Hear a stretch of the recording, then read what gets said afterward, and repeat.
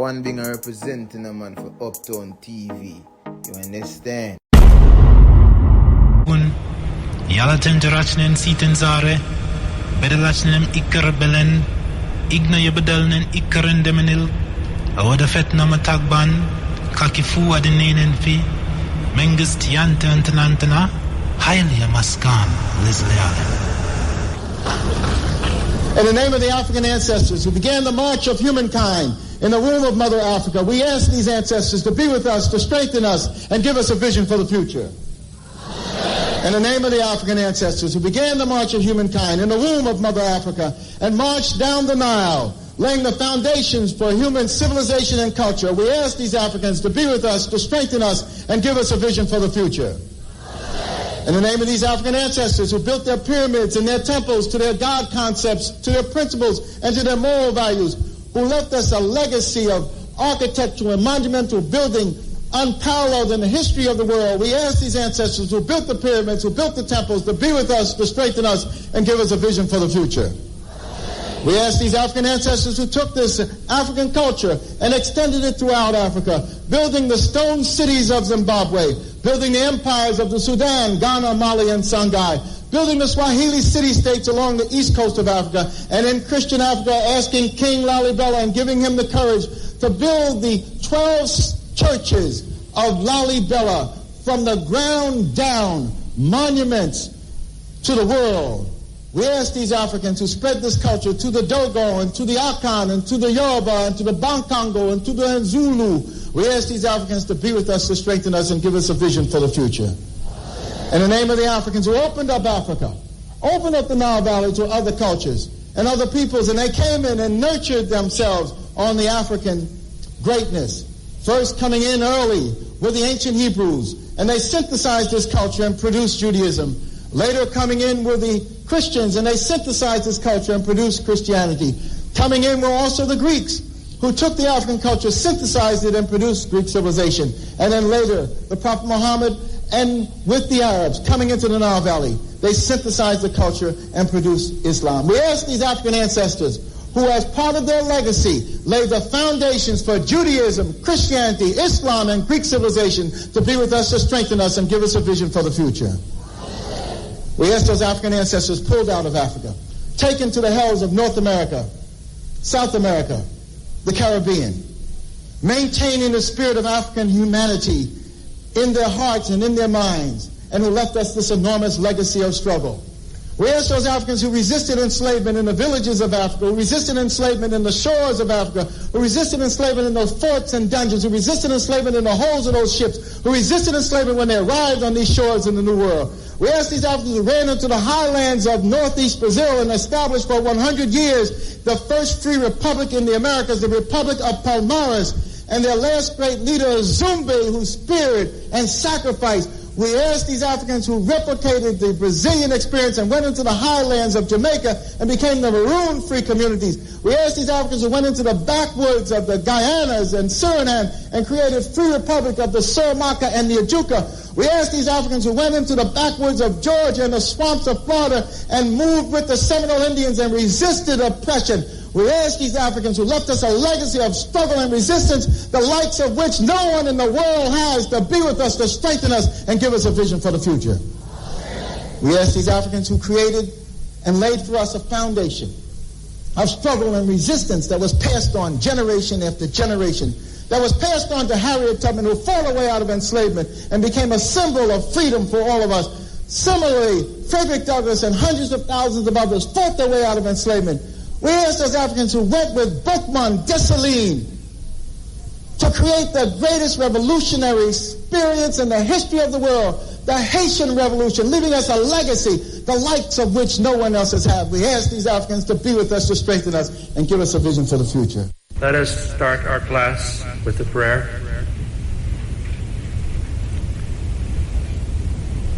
Heavenly Father, Divine Mother, Friend, beloved God, Jesus Christ, Bhagavan Krishna, Mahavatar Babaji, Larry Mahashai, Swami Shri Yukteswarji, our Guru, Paramahansa Yogananda Ji, saints of all religions, we bow to all of you. Heavenly Father, Divine Mother, great Gurus, receive our love, receive our desire to love you more, to attune our hearts and minds with your great presence. Om. Peace. Isis the Great, saying, Ra, who made heaven and earth, and knitted together the mountains, and created all that exists upon them. Ra, who made the primeval water, and caused heaven to come into being. I am Ra, who made the male and the female, so that the joys of love might come into the world. I am Ra, who made the heavens and the hidden places of the two horizons, so that the souls may dwell in. So we're having some drizzle to heavy and, not so heavy showers. And when I came in earlier, we were having just sprinkle, just drizzling. But I know that we had some showers last night. And so between St. Mary, St. Anne, not quite sure what's happening in Trelawney and further going west. But in these here northern sections, it's kind of coolish. So the morning is cool and fresh and just enough rain to make it nice. So take it easy on the roads. Remember, do that.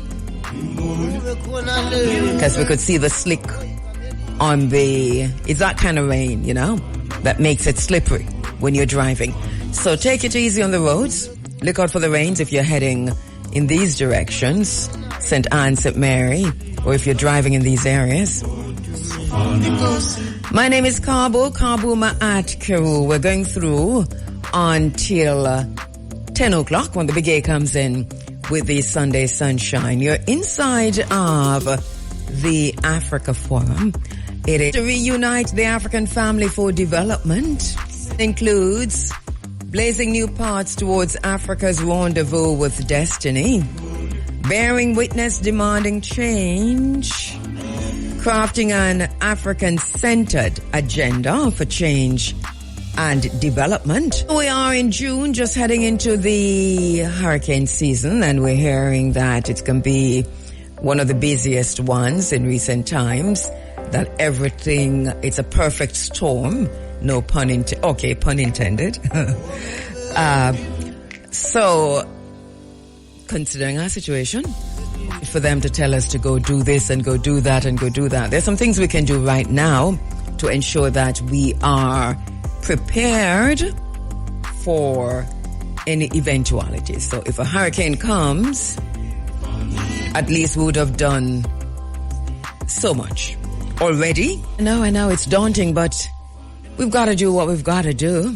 And it's after 6 o'clock. It's a Sunday morning on the island. From South Africa, yes, because, well, listen, we don't like the got you, we told you so kind of things, you know that. But, so we've been looking at South Africa over the years in this space, making lots and lots of links with South Africa. And we saw when the DA, the opposition party in South Africa, we saw when they came on the scene, when they grew, when they began to get stronger and stronger. We, many moons ago, asked the question, if whether or not by 2030, 2025, 2030, South Africa could see a white opposition leader with prominence, a main opposition leader, or even a white president, or even a white party back in power. So apartheid all over again. Everyone who we've interviewed over the years have said, oh no. Even though it looks this way. Well, it's probably still no. It's probably still no. But the elections are on in South Africa. The votes are being counted, and I'm distracted just because I'm talking to South Africa Live to Southall right now while I'm online. So hopefully we can do a quick link with him in a little while on the grounds there in South Africa. So, all right, wanted to go to South Africa right now, but he's not available until 40 minutes time. So let's see if we can get him then. But so we'll try. So I'm texting while I'm talking to you. Yeah. So let me give you some music while I do this. Literally out of the gate with South Africa this morning, because a lot of people are up in arms. A lot of people are concerned. There's a lot of shock, a lot of surprise on the ground. It was always going to be this way. If you recall the last interview I had with Matthew Nyashanu, remember Matthew Nyashanu, we were talking about Zimbabwe, actually, and what was happening in Zimbabwe and the decisions that the United States had taken and was in the process of taking re-Zimbabwe, because the U.S. is obviously upset with Zimbabwe. And one of the things that came out in that interview was that we have a similar situation in South Africa, but that with the elections coming up, there was so much happening behind the scenes. Instead, in terms of that, there's a lot of interference in South Africa. Not that the ANC has made it any easier, but that one of the things that we're very clear on is, one, South Africa brought Israel to the International Court of Justice, the ICJ, and have been threatened by so many governments and so on. You know, the WEF crowd. And South Africa has found itself literally on the back foot, the ANC in particular. But the ANC has not made it any easier. So it's a perfect storm. The situation in South Africa, 30 years after the so-called dismantling of apartheid, is dire. It is, apartheid is dead, long live apartheid. One of the things that we always say in this space, as a matter of fact, for those who know, and members of the Running African family who've been here for a while, you know, have taken a vow that, and it's just my own way of protesting, that I will not go into South Africa until Cyril Ramaphosa is removed forcibly or otherwise from office. That was my stance, a stance I took, because for those who are watching Cyril Ramaphosa closely, he embodies, is the epitome of corruption. And we could go on and on. But we've done that before many times in this space. But just to put things in context. So now we find the elections are over. The votes are in for the most part. Well, the votes are in. The counting is almost over. And the situation is that this is turning out to be, and it was always so, considering all of the elements, the perfect storm, the most crucial election since 1994.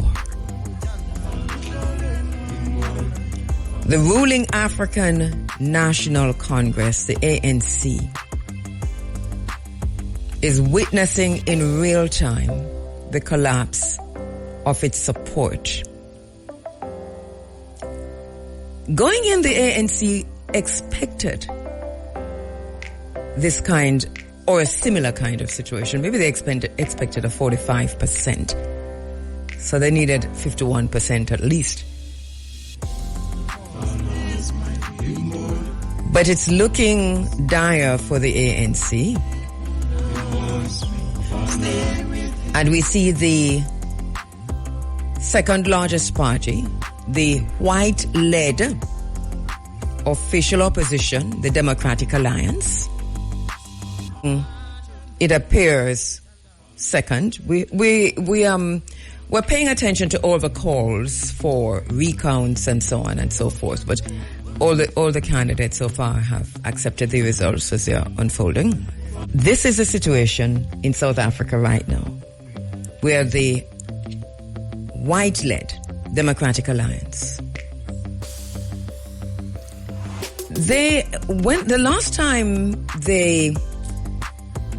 last election, they got around about the same percentage points. Between 21 and 23% is where they're hovering. So it's not shocking. And what the ANC lost doesn't seem to be going to the Democratic Alliance. Sort of a surprise for some, but not for many who are watching closely, is how the EFF is doing, the Economic Freedom Fighters. We've got 99% of the votes in. Counted. And we see the EFF running fourth to another splinter party from the ANC, led by Jacob Zuma. And we can discuss Jacob Zuma's situation because, yes, he's having all kinds of issues, but they are projected to be the third largest party in the country with 14 to 15% of the vote. Talk about. South Africa is something, we can't just do this in a minute or two. They're discussing a coalition now because there's no other way for the ANC to rule without a coalition. And if that coalition, and it seemed to me as if they're being threatened, and I'm not using that word lightly, by the supporters of the white-led DA, something that we have to bear in mind. Well, I won't spend a lot of time on this issue right now. Hopefully, and we have a packed program this morning, but hopefully I'll get a chance to come back to this, and we hope to go live to South Africa. But just to say, the situation is not looking good. Has to be a coalition. And if it's a coalition with MK, then that's one thing. Even if it's a coalition with MK and EFF, that's one thing. But if it's a coalition with a DA, then South Africa could see itself with a white president in a few months' time, if not a few days' time. Let me take a quick break. When we come back, we go to the phone lines to speak with my brother, Pan-African attorney at law, Bert Samuels. Not about South Africa, but we'll tell you about what in a minute. Vitriolic, it is toxic, it is divisive. This is a reality on the ground here in Jamaica. We are going to the phone lines to speak with Pan-African attorney at law, Bert Samuels. Because one of the things that is true is that while this discussion is happening at many different levels, we have academia, we have the legal scholars, we have the tribalists, the politicians, the veranda discussions, the keyboard warriors. Many of us have absolutely no idea what the genesis of this is, what is it that they're referencing, what it means. In other words, just to put it simple, we don't know what they are talking about. And so we're coming in from the various different levels. So it depends on who you back, who you find credible, who you think has the correct information, then people go away with bits and pieces.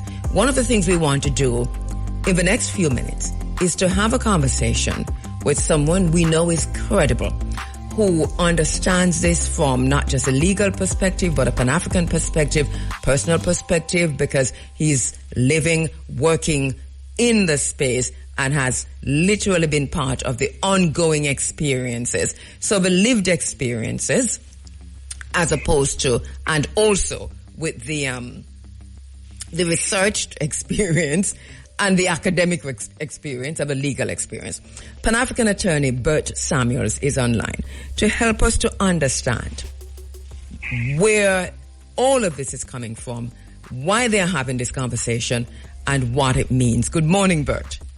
Good morning to you and your listeners, Kabu. Thank you so much, Bert, for coming on at this time. One of the things I want to do this morning, Bert, is just to simplify this for our listeners, because it is caught up in all kinds of legal jargons and political and tribal jargons and all kinds of stuff. So we want to cut away all of that fluff and to say this. So here we have a discussion on the ground here that is very vitriolic, as I said before, where we have a call for the opposition leader to renounce his British citizenship. He has dual citizenship now. We're understanding the members of the JLP are arguing that there are perceived dual loyalties, and this disqualify him from being leader of the PNP and also from being future prime minister.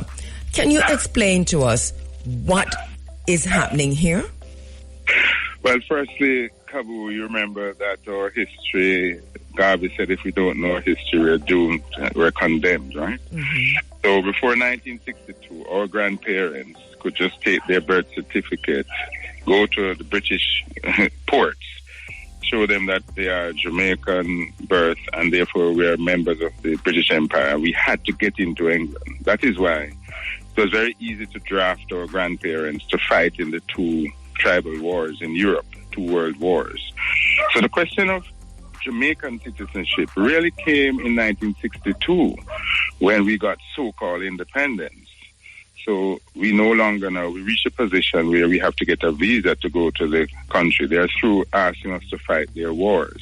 So citizenship was, as it were, redefined in 1962 in the Constitution.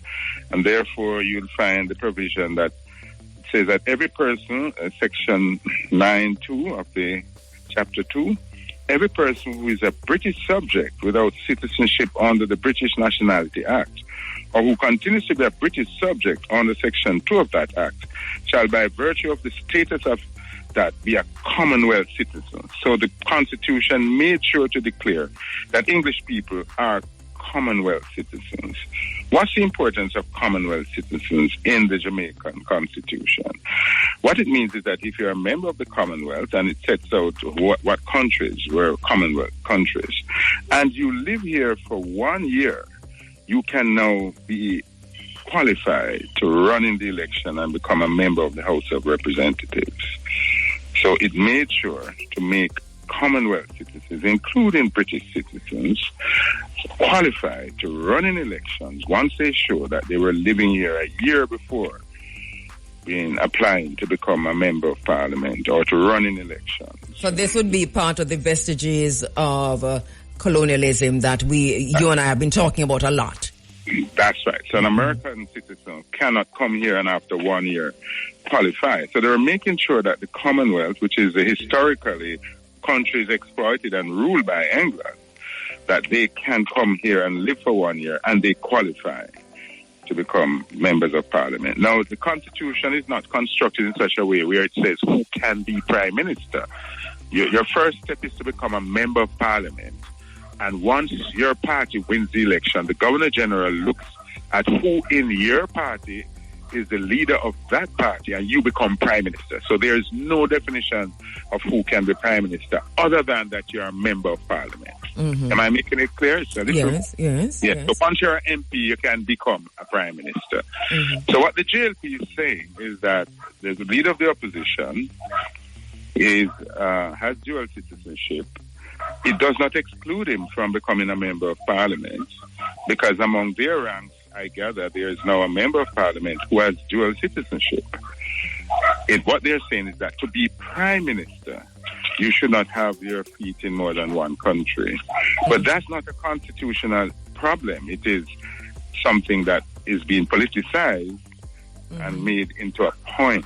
I mean, because you see, the colonialism is totally irrational.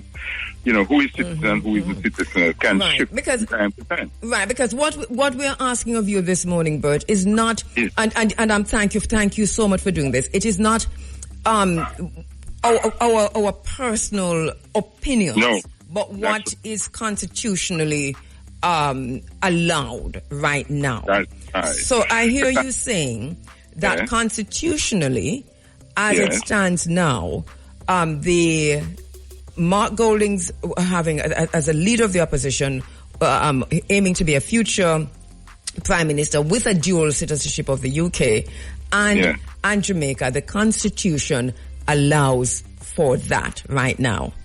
That's right. So, at the moment. That's right. A British citizen can come here and he lands here on the 2nd of June 2024, and by the 2nd of June 2025, he can now move forward to become Member of Parliament and become Prime Minister. So that everything else is really just tribalism and political tribalism, because obviously this is something that would be known among the lawmakers in Parliament. Yeah, and one of the things about you and I went to school, a lot of people enjoy the fact that they could get their green card and become citizens of other places. So it's a kind of status thing in Jamaica in the past that you can move out if anything gets bad, you can go somewhere else. But that's, you don't want me to go down that road. So can I now explain the problem now? Section 39 is very interesting, and it came out about 3 elections ago, headed by the challenge to Vaz, you remember. And what the challenge was that you cannot become a member of Parliament if you are pledge allegiance to another state. So, you know, our family will tell you that when they want to become citizens of the U.S., they have to raise their hand and swear that they pledge allegiance to the American flag, and they will be ready to go to war. So that's one of the things that is one of the challenges that they say by virtue of your own act. So if you're a citizen of another country, if by virtue of your own act, and let me stop there to say, so some people become citizens of another country when they're kids, they're children, their mothers apply for them to be citizens. So it's really not their act, it's the act of their parents.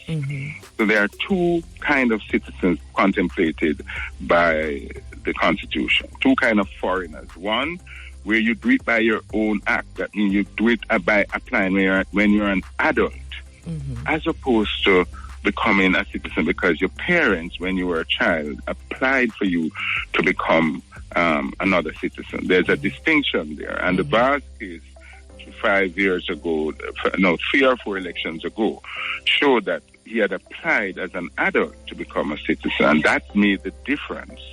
By virtue of his own act. So his own act. Where does this come from now, this idea of if you renewed your passport? Where does all of that fit in?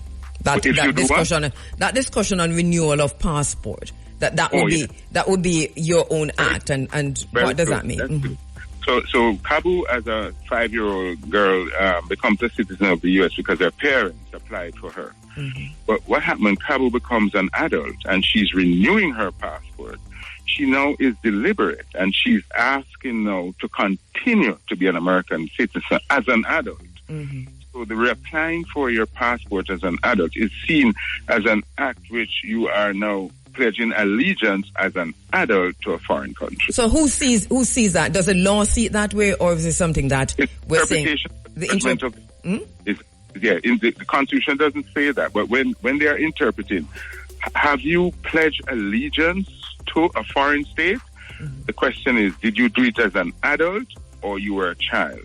1. And 2, if you applied for the passport as an adult to renew it, you are now consciously, as an adult, accepting the citizenship, and you become now pledging allegiance as an adult for that. You remember, as an adult, children can't be charged for crimes, eh? Right. What does it mean to pledge allegiance? Because, all right, so many of us have relatives and, the Windrush generation situation. I mean, everybody know my own background, my grandfather and before him and all of that. So I've written many poems about that, performed the poems, them live and so on, about that whole thing and what does that make me. I studied in England, I live in England, and I had a choice too, where I could go down that route, but decided not. But I made a conscious decision not to accept that that dual citizenship situation, because I was accepting. So a lot of people don't move beyond green card in the US, for example. They don't want to become American citizens. They just stay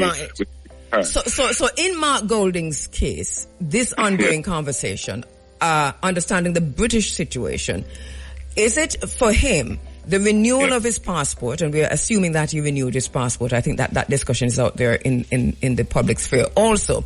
Would that be considered a pledge of allegiance? Yeah, well, if as an adult he renews his passport, and you look at the Vaz case, it is now being said that he pledged allegiance to a foreign state. What does this mean? It means, okay, so when you hear people say, "Me go swearing," you go swear, raise your hand, and you pledge allegiance to the American flag and the American people, and therefore now you find yourself in a situation that if Jamaica is at war, and that was the best example of it, if Jamaica is at war with that state for which you have pledged allegiance, you can be drafted by that state to go to war against us. Remember? Yes. So is Mark Golding in this situation, do you think? No, I don't know the fact. I don't know if he has renewed his passport. Remember, he was born in Jamaica, so that he got citizenship by way of his family. His father or mother would have been a British citizen. And once you are, a Jamaican born in America by Jamaican parents, is entitled to be a Jamaican citizen. So the reverse happens by that. I don't know the facts in his case, whether he has renewed his passport since becoming a citizen of England, because you will accept that you can be a citizen of a country, but your passport expires and you live down here. You say, I'm not renewing no passport. Well, I've heard him say, and we go of what some of the things we heard him say. He has said he has his Jamaican passport, but with dual citizenship, you do have two passports. But I've heard him say he has his Jamaican passport and he has a visa. Did he say something about a visa in that Jamaican passport? I'm not sure. But he would, if he's going to travel to England, say on his Jamaican passport, he's going to need a visa. A visa in that passport. Yes. That's right. Yes. Right. Yes, that is so. And remember also that the British passport allows you to go to many countries without having a visa. So a British passport takes you into Canada, it takes you into the US. So it is a very versatile, because Britain being the head of, the Commonwealth and the dominating country over the years, the history of it is that they can use their passport and go anywhere around the world. We have to form line outside of the British Embassy and pay whole for money and don't get any visa when we apply. It's so unfair. Isn't that unfair? As a British man can just come to Jamaica, he doesn't have to apply for a visa to come here, but we have to apply for a visa to go to England. That's part of the discussion, eh? Right, and which happened in recent times. Yes. Because I recall that my first few years of traveling back and forth between England and Jamaica we just buy the ticket and go on the plane and go England. A lot of us remember that. That means you're not young. No, I don't, because that happened just the other day. People just go there. Yes. But remember, I went to tell a little tale on my mother, and I saw a love letter by my mother to my father in 1945. Yes. She said to him, the boys, them coming home, but some of them only their luggage has come. You know what that mean? What that mean? Them dead. Oh, you mean dead? World War, the boys aren't coming home. But some of them is only them luggage come. Yeah. They died in the war. It hurt me when I heard that when they wanted their wars, they made us kind of go up there and, with a show birth certificate and go in. When they're still using in their 2 wards, they said, you need a visa to come up here. Yes. If you're coming with a case, if you're coming to the Privy Council, your final court, you have to get a visa to come up here. You the lawyer, you the client. But Bert, up to 1995 and beyond, we could travel to England without a visa, recall... Yeah, a trip to England the day before it came into place. Yes. So, right. So this is the thing. So this is a new thing. And obviously, and we know where that came from. I mean, Jamaica was devalued and vilified and demonized. I mean, I was in England when all of that was happening. And it was a crisis moment for us. And one of the things that came out of that, I think, as a punishment in Jamaica was to yank the visa. And then there were discussions about the Privy Council. And people might remember that that out of the monarchy came a statement to go and seek on your own. It's about time that we're weaning you all. Go and seek on your own court. Go and do that. Prepare yourself for your own. They had said that, Jamaicans are pretending as if they forgot that England had said to us. This Lord Reed coming now and tell us that we will make we put a black face on the court and make that. Is that okay? We're going to put a black face on our court. Please. This tokenism. Yes, it is. I wonder why that paradigm shift.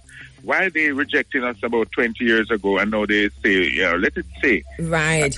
It's flies in the face or want to become anti-monarch. It needs research and a scholar to get on that immediately. So let me ask you this now, Bert, because Mark Golding has said that he's listening to everyone, the different points of views. This is something that he necessarily, he was born into this, his parents, and so that he's not rushing, but he's taking his time to listen. Does he have, do you think, that the time that he's talking about taking, does he have that time? Because the reason I'm asking that is, the Constitutional Reform Committee, they have tabled. The document is out. It's in the public space now, and it's moving. And one of the things that they have done in that is to take out any reference to the Commonwealth. That's right. So that this idea of being of any Commonwealth dual citizenship situation, that is out of it altogether. Bearing that in mind, and I'm not asking you to advise Mark, but as an attorney, your own thinking on that. Is Mark's position tenable regarding all that we see happening? Right. The critical time for Mr. Golden is when he faces the next general election, what status he has at that time. And I would advise, if I were advising him, I would say not constitutionally, but maybe, just looking at it, optics. Maybe you want to have allegiance to Jamaica. Yes. Ambitions of becoming prime minister. And that is private view. Yes. I mean, the average Jamaican citizen would be offended to know that if war is broken out, you have a person in the parliament who has to decide whether he will go in with the country who is at war with us, or he will stay here. Because that can be serious. And if you go to war against your own country, that's a huge crime in most countries. Yeah. If you're a soldier within the enemy ranks. So it has implications. It's a far-reaching implication. But still there is the idea that there needs to be a discussion on the ground on the island about dual citizenship.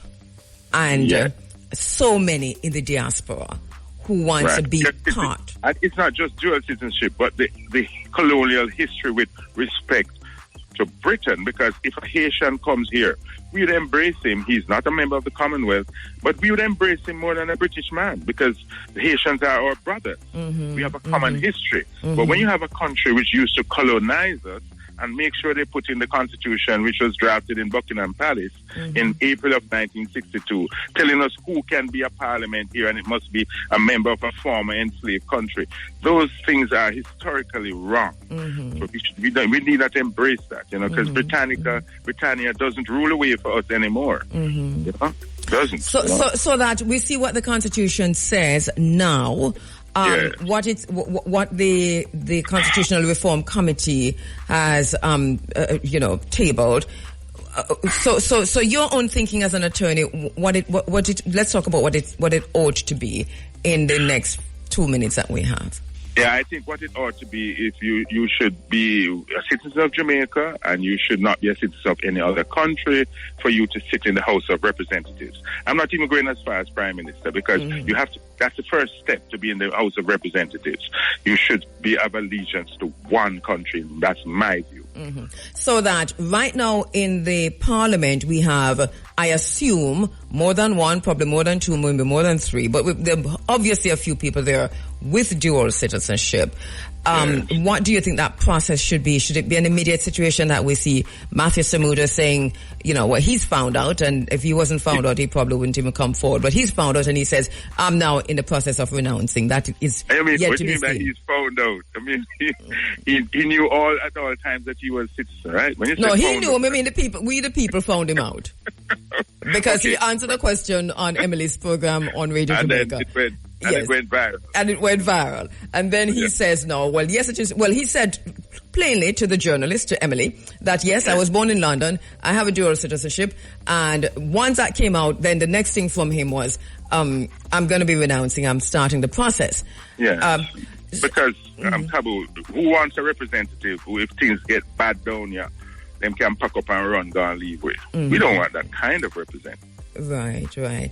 So at the end of the day, even while we understand what the Constitution is saying, what the Constitution says, that so I remember this discussion, during the time of Shahini and so on, and people know that, Shahini are friend. So that there was a big discussion on the island about if you're a Commonwealth citizen, then you can have dual citizenship and you can sit in Parliament. That was what everybody agreed on. So but the diaspora is more in the U.S. now. That is what caused the U.S. is physically closer to us, and we have more Jamaica in the U.S. than in the U.K. That's why it became an issue. Everybody is trying to get the green card and move to citizenship as a status symbol sometimes. Yes. But it's very interesting debate. I'm man born, Well, like Mark Golding says, he was born here in Jamaica. Yes. And this is something that I think with this whole idea of Commonwealth and that big thing that came out, that and people were obviously very, very comfortable with this. That we raised a question here at the time, that what do you mean Commonwealth? What do you mean if you we were raising these questions, but people were no. The Constitution says if you're a Commonwealth citizen, then you can have a dual. If the dual citizenship is with a Commonwealth country, then you can be in Parliament. That was the decision.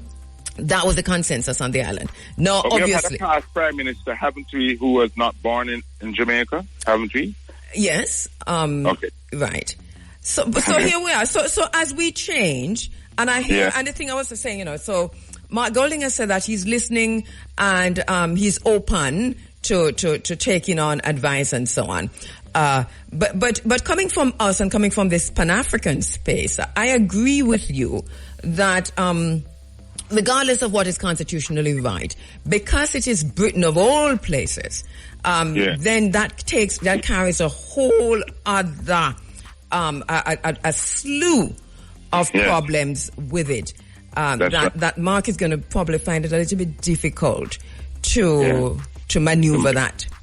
Yeah, but you know, I don't want to leave it out saying as a Pan-Africanist point is that we are encouraged by the position of Ghana that we don't need no visa to come there and we should encourage African states that once we land on the soil, we should be given citizenship because that's where we belong. Yes. So if we talk about citizenship, I want to talk about Africa because next year when I go there and I use no visa. Last time I go there to get visa.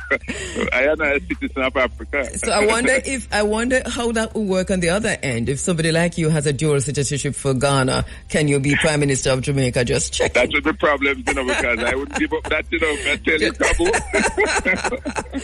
So, and that is why I'm saying, Bert, that there needs to be a conversation about dual citizenship on the island. No matter how we take it, that conversation has to happen.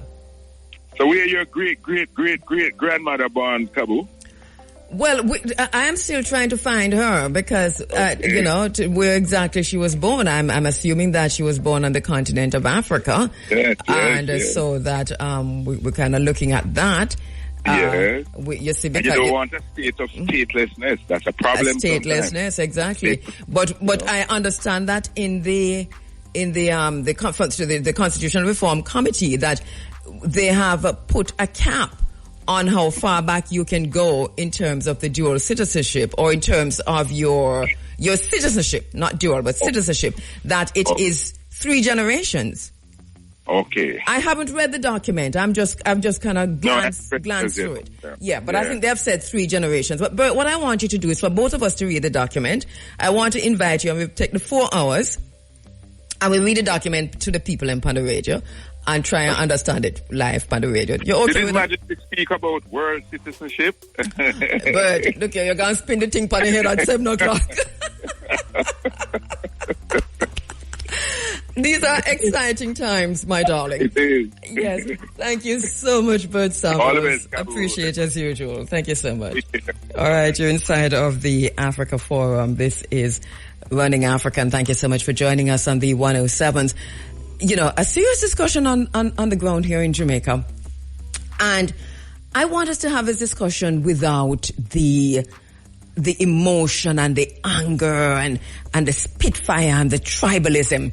Because, especially when we're talking about this whole situation that Mark Golding is in now, because the bottom line is that we were all part of this conversation that said if you have a Commonwealth dual citizenship, if a dual citizenship is with a Commonwealth country, then you are okay. That was the consensus. Now that something else is being said, then Mark Golding really is in his right to listen closely, to hear the various points. The thing about it, though, is that a day in politics is a year, and because this is being tribalized, it's becoming a political tribal football.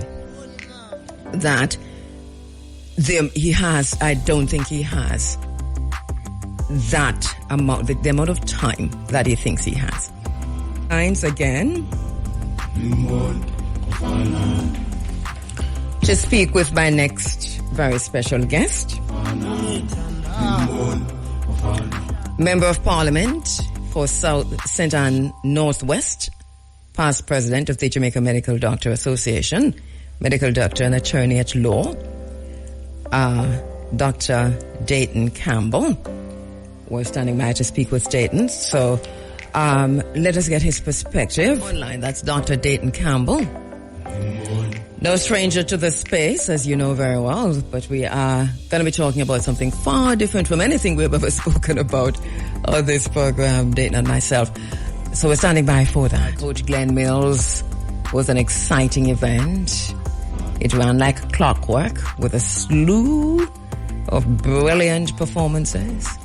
When you have him, please, Dr. Campbell. So if you were watching last night, the standout wins, Stacey Ann Williams in the 400 meters, Julian Alfred in women's 100, clocking 10.78 seconds, personal best and meet record, caused pandemonium, literally clearing the pit to 17.75 meters leap. The ANC losing its outright majority from 57% in 2019 to 40%. They're looking to form an alliance. If they form that alliance with the Democratic Alliance, which has almost 22% of the votes, then it is the death knell for South Africa. Jacob Zuma, he is a leader, of course, of Umkhonto Wesizwe, or the MK party, and it looks like he's garnering about 15% of the votes. That is the alliance. But of course, these two, can you tell me what's happening with Dayton Campbell on the line? And he was there, and then he wasn't there. And now the phone is ringing without an answer. So Dr. Dayton Campbell. Not sure what's happening, Dr. Dayton Campbell. Let us know, please. Can you call us? Because we are not getting you back at all. Hang on. It's 9 minutes now after 7 o'clock. And we do have a packed program.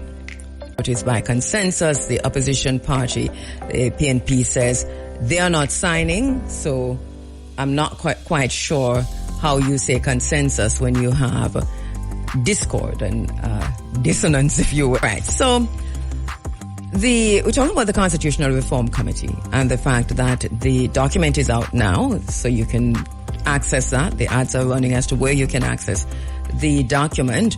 It should have been by consensus. Remember when the committee was formed, we were told this was going to be by consensus. We didn't get the impression that it wasn't by consensus along the way in terms of the ongoing conversations along the way. What was totally off was the lack of public education. Just never happened at all.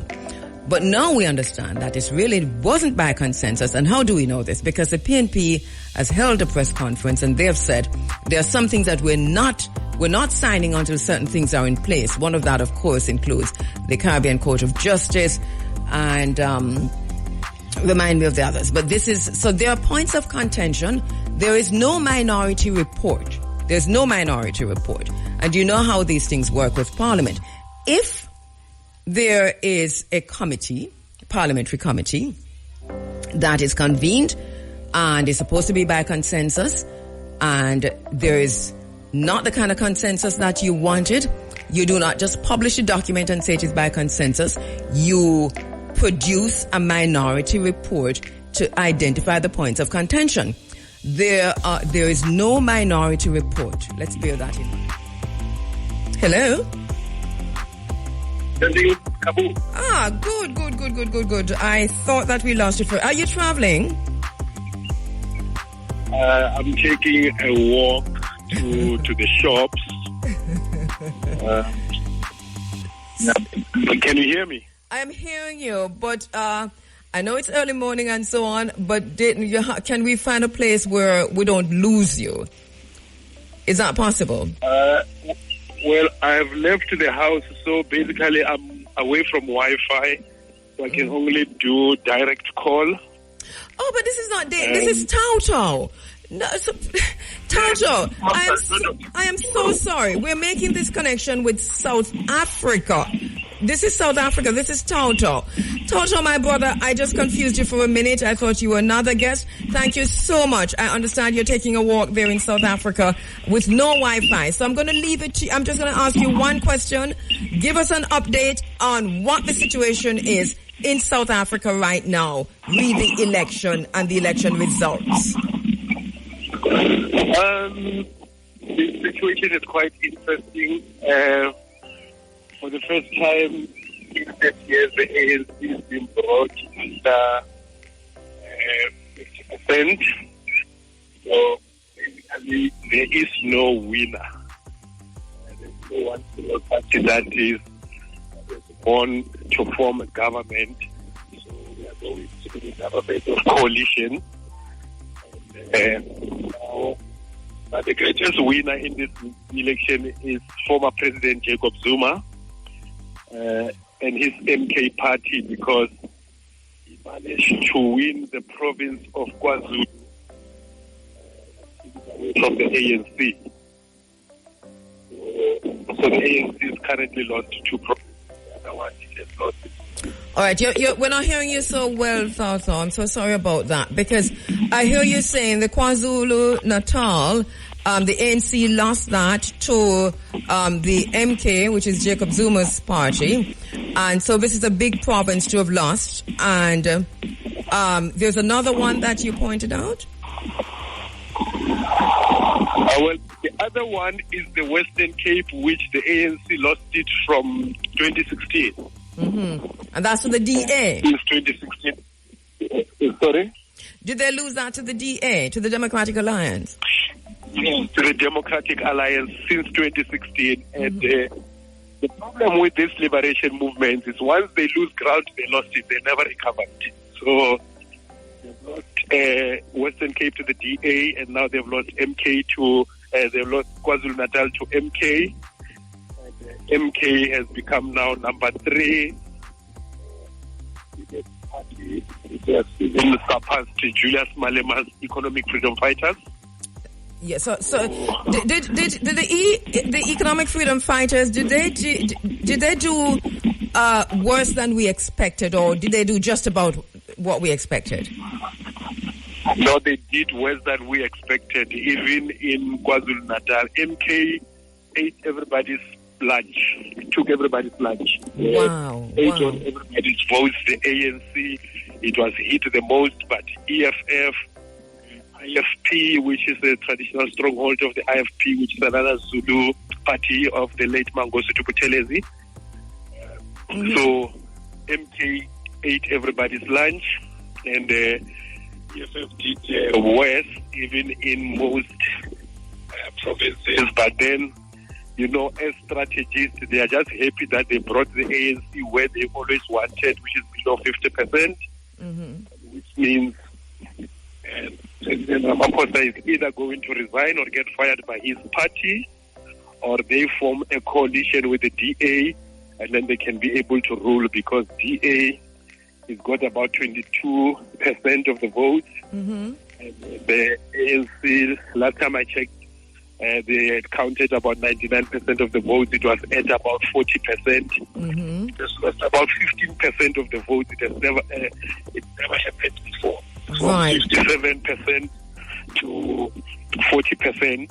And then MK is at 14%, which is like now the ANC will have about 159 seats in the parliament, or 400 seats. Wow. And DA will have about 87. What does this mean for Cyril Ramaphosa? What does this mean for him remaining as president, and also what does this mean for the ANC? Well, he's the worst president ever, and he's going to go down in history as the first president to have the ANC lose power under his watch. Jacob Zuma, they hated the white monopoly capitalist white establishment, and the educated blacks hated him so much he never brought ANC to that level. So he's going to be the first in history of the 13 presidents of the ANC to have brought the ANC to this level. It was under his watch that two parties came out of the ANC. The EFF came out, then he was running the disciplinary committee of the ANC, and he was the one who expelled Julius Malema. And then under his term, Jacob Zuma broke away and formed MK. So otherwise, his resignation letter is being on his desk for some time, from that time of the Pala scandal, where he kept money under the sofa or the bed, depending on which story we're getting. So he's been wanting to resign, but then some political elites wanted him to stay on because, some of these leaders, they make the bad people behind them look good. So some they know that is their ability to be ministers. So is it expected? Then that, bearing in mind the Pala scandal and so much more that has been happening or not happening in South Africa, for example, the electricity, the power outages, the unemployment, the crime rate, all of that is what he presided over. That is Cyril Ramaphosa. Plus, at the same time, he enriched himself. So he has become extremely wealthy off the backs of South Africans. Is it a given, then, that Cyril Ramaphosa will resign? And I'm asking you this within the context. Is he going to form an alliance with MK, EFF, or DA? And which one of those will be comfortable with him remaining on as leader or as president? The DA will be comfortable with him. The DA has stated that they will form an alliance, coalition with the ANC and maintain Cyril. They don't want the current deputy president who will automatically replace Cyril. And then they will give us, for the first time, a white deputy president, because the leader of the DA, John Hazen, will then be the deputy president. Then the EFF, they gave conditions that if they make a coalition, he must go. So it's a condition of their coalition that if we are going to donate our votes to you, then he needs to go. Is one of the demands, so they don't want him. So Now, there are some other speculation. They say Jacob Zuma will give the vote to EFF, and then they form a government, and then they will not the vote to MK, to ANC, and then form government, and then demand that Julius Malema be a deputy president, and the current deputy president of the ANC be a president, Paul Mashatile, and let Ramaphosa go. So right now they are on the horse trading and negotiations. We are waiting for the outcome, but the likely possibility is that they move into formatting with DA because I lost you. Sorry to interrupt, Toto. I lost you for a minute. You're saying the likely possibility is that? The likely possibility is that they will give their votes, the DA will give their votes to the ANC to form a coalition with the ANC. Because that's a scary that's a scary possibility, because let me ask you this. What happens if the Democratic Alliance gives its vote to form this coalition with the ANC? Is Cyril Ramaphosa in danger of being charged or being somehow devalued to the point where he has to step aside because of the Pala Pala scandal? And then if that happens, wouldn't that put what's his name, the DA, the president of the DA, John Steinhauser, wouldn't that put him? Doesn't he then become the president? In other words, a white president of South Africa? That can be the scenario, but it can't, because the DA is only donating 20% of its vote, so the majority vote are still coming from the ANC. What they don't want, the DA, they don't want the current deputy president of the ANC. And the white establishment, they are comfortable with Cyril, because Cyril serves the white interest, irrespective of his scandals. I mean, with the white establishment and African corrupt leaders, we will keep you in position of power if you are serving their interest. So he has made them a lot of money. He has caused a lot of people jobs during COVID, the electricity outages. There are a lot of millionaires, black millionaires, who are complaining that at least during Jacob Zuma's time, he created about 2 million millionaires, So, and then during Cyril's time, they were not getting business. Those who were doing business with the state, like through the tender process. But you have then the Oppenheimers and the Rupert and the Minel praising him. Like after they donated 1 million rand for him to buy the presidency of the ANC, within a year they were counting that each one of them, one made about 9 million, and then the other one made the other one made about 10 billion out of him being there. So he's a black man, the white man in South Africa is comfortable with. So they will not charge him because they need somebody to look after their interest, as is the case with these African dictators all over the continent. That is white interest. So the DA will not do that, because then they still know that South Africa is still very much sensitive to the idea of a white president. Our politics are highly racialized. Even the DA has just added up into racialized politics. So they know the mood of the people. That is why even when they're campaigning and hoodwinking our people for votes, they will try to imitate how we sing, our slogans and all of that. They copy a lot from the ANC and the DA. So they will want to keep him there in order to keep their white interest. So those who fund them, actually there is, I think it was on News 24 yesterday, there was already saying that they've already gave ANC 150 million rand to buy some of those who might not agree with this idea of a coalition with the DA.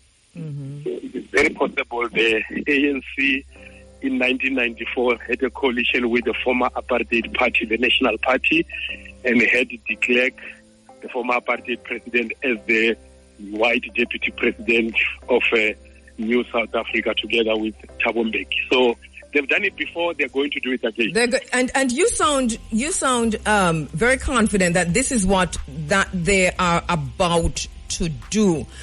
Do you think that there is pressure? I heard you just pointing out the families, the names that are ruling South Africa behind the scenes, the private sector. Same situation happening here on the island in Jamaica, by the way. But those with power and those with money. I hear you saying this is what they want. They want to see the alliance between the DA and the ANC. What would you want to see? You personally? Well, what I would want to see is the ANC forming at least alliance with MK. In any case, it's natural people, but the radical part of it. Actually, MK is just some members of the ANC who decided to go on with some of the policies that the ANC agreed on, like a radical economic transformation. White people controlling Ramaphosa, they don't want. Mm-hmm. But now with South African politics, you must understand that we have a ruling class and a ruling party. Mm-hmm. The ruling party, which is controlled by the ruling class. Mm-hmm. And the ruling class is these 9 families are also referred to as the Stellenbosch Mafia. Yes. Toto, we have had many conversations over the years, and this question has always been on the table. When will the DA become so powerful in South African politics that they become the deputy president and ultimately the president? And I know this is not something that any of us foresee happening right now. I was looking at probably not this election, but the next election. But they actually set out to do this, and they're very strategic in how they're doing this with the powerful private sector. Yes. Let me paint another scenario for you. Yes. With the coming of Ramaphosa, some of them, even in the DA, they confess that actually we don't need a white president. You don't need a white president in South Africa to guarantee the white interest. You need a black face that is pliable to their demand. Say that again. So we lost the point you made there, Toto, because of the connection. You're saying? I'm saying that the DA and some of the white intellectual class and members of this ruling class, which, white power is also very arrogant. So every now and then they come out and speak out this thing. They said they don't necessarily need a white president to guarantee their interest. That need a black face that to guarantee their interest. That is why Ramaphosa came in. It was the white ruling class, the white community that were very happy, and because some of their interests are guaranteed even constitutionally, like property rights, in order for us to expropriate land without compensation, we need to amend the constitution. That is what MK was targeting at, that it needs to get a 2/3 majority and amend the constitution and take the land back and nationalize the strategic sectors of the economy and so forth. So that is why Cyril Ramaphosa is very important to the white ruling class, and they already paid about 150 million to the ANC to make sure that coalition between the DA and the ANC is going to take place. We're watching this very closely as we speak. This is very fluid. As you pointed out earlier, the negotiations are going on. It's a pity we can't see a reconciliation among them. That is the ANC, the MK, and the EFF. What a powerful group that would be on the ground in South Africa when two brothers fight on a stranger's benefit. Another possibility is that if the ANC stage an internal coup and remove Ramaphosa, the ANC is long factionalized. It's always functioning on the basis of faction. Factions within it. If the powerful faction can prevail and remove Ramaphosa, then you can see that coalition between MK and ANC, and then we can begin to see Ramaphosa walking towards jail. Well, let us hope for that. And and we leave it there. I know it sounds how it sounds, but let us hope for that, because Cyril Ramaphosa really does belong in jail. And we'll keep in touch with you. I'm going to ask you, Salto, throughout the morning, because I'm on for another 2 hours and 2.5 hours, that if anything happens, can you send me a quick text? Okay, no, I will share some update with you. Yes, much appreciated. Thank you so much, my brother. And let us see how this all unfolds in South Africa. Very interesting times. Yeah, no, it's a very interesting times. We are also waiting and watching and to hear the outcome. But South Africa is no more going to be the same again. MK changed the landscape. So, yeah, we are watching with interest. Thank you so much, my brother. Thank you so much. Thank you. And to the people, the wonderful people of Jamaica, thank you also for giving us your time to share with you what is going on in the continent. Much appreciated. All right, Thao there in South Africa. What's happening in South Africa is not simple. And I know most of us are turning our attention there now because, this is all over the news. But this is the first time since the so-called dismantling of apartheid that we have this political upheaval in South Africa, this uncertainty, this electoral coup, taking a grab for the government of South Africa, because the Democratic Alliance have been strategic over many years and have taken themselves to this place. They're going to fight hard for it. One of the things that we see them doing already is tagging a coalition between the Democratic Alliance and the ANC to the rand, to the money, so that they're saying, and these are the people who control the stock market and control investments and control the money, because they still control the power in South Africa, the power brokers. They have said, if the ANC aligns with MK or EFF, that will see the dollar, the rand tumbling. There will be chaos in the country, more crime, prices of goods will go up. And they're just using their powerful clout because they control. I'm talking about white people in South Africa. They are taking the government of South Africa back. And even though I'm saying that they're taking it back, they have controlled the South African government behind the scenes like a puppet for the very longest while. But now they're coming forward to the front. And this is what is likely to happen. But we heard from Thao that if there is a revolt within the ANC and you move out Ramaphosa, then you'll see the factions who were never against Jacob Zuma in the first place and who will give an ear to the left, the far left party, the EFF, because this is how they describe him, who campaigned on returning land to the black people of South Africa.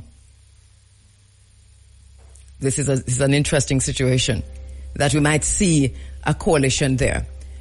But in the global spaces and in the powerful spaces, they want a clinical, clear-cut coalition between the white Democratic Alliance and the ANC. And that's not far from happening. Conversation with Dayton Campbell myself. Thank you so much, Socrates, for making that three-way call. We decided on the time for the interview. We called him again throughout the week. It was reconfirmed. Then we called him this morning, and he answered the phone. He was on hold to be sent to the studio. He was on hold during a segment of the discussion between Bert Samuels and myself. Then, as I wrapped up with Bert, he was to be sent to the studio when the telephone operator went back for him. He had hung up, and we have not been able to get him back since. The phone has been ringing without answer, and so we have no text, no contact, nothing. I do not know. This is basically what I'm saying to you. I don't know why he hasn't come on. I don't know why he hasn't reached out to say to us that he is not able to come. I don't know why any of his people haven't reached out to us to say, well, this has happened and he can't do the interview this morning. So basically, I don't know what has happened. Let me go back to a break. Be pleased, very happy to have on land, and this is why you must have producers all over the place. So my producer extraordinaire, Socrates, just ensure that we have a replacement immediately. And what a replacement. My sister, Valwanita, attorney at law, has joined us on the phone lines. Valwanita, thank you so much for coming you're in. So welcome. Yes, short notice, but... That's all right. I was up preparing some work, so... right. All right, let me see how long you can stay with us. Okay. But so we're looking at the ongoing conversation in Jamaica, the citizenship status, dual citizenship status of the, I think in a wider context, but specifically speaking of the leader of the opposition in waiting, Prime Minister. We just had a conversation with Bert Samuels, and he literally talked us through what the Constitution says, what it ought to be, and we talked a little bit about the constitutional reform document that is out there now, where they have taken out Commonwealth out of it altogether. Now, what is your own understanding? And Valerie, can you help all of us to understand, please? Because that is what I want this morning, for all our listeners to understand exactly what is going on, so that we can make informed judgments and decisions on this. Well, basically, one requires, the Constitution requires you to be a citizen, to be born in Jamaica, in order to hold certain positions. I believe that is reasonable. Yes. In the United States, you have to be. I think we all remember the whole episode of Obama, whether he was Kenyan or he was American. Yes. And that is because you need to have an allegiance to your country, to serve your country appropriately, properly. Now, our Constitution had Commonwealth in it. Yes. And I believe the concern in removing it is that since we are going to become a republic and we have to get rid of all the vestiges of colonialism and Britain, that the Commonwealth should be removed, so that you really ought to be born in Jamaica. But I don't know what the problem is, because Mark Golding was born in Jamaica. Yes. He happens to have a British dual citizenship because his parents were British. And so that now is the dilemma as to whether he should relinquish his British citizenship and just be confined to being a Jamaican citizen. So that as it is now, constitutionally speaking, he is within his right, as it is now. Yes, he is. But people are looking forward to the change to become a republic and to get rid of everything that is British. Right. And this is, right. And you see, for me, Valerie, in this space, it is always about the isness of things. It is what it is. So it's the isness of things that we're dealing with. As it stands right now, this is the situation. But because we're looking at constitutional reform and we're seeing the document that has been published now, which they have removed any reference to the Commonwealth. What's the situation, do you think, from your own perspective? How should Mark Golding be looking at this? I hear him saying that I am listening to everyone. I'm taking on board the different perspectives. But from your own perspective, what should he be doing now?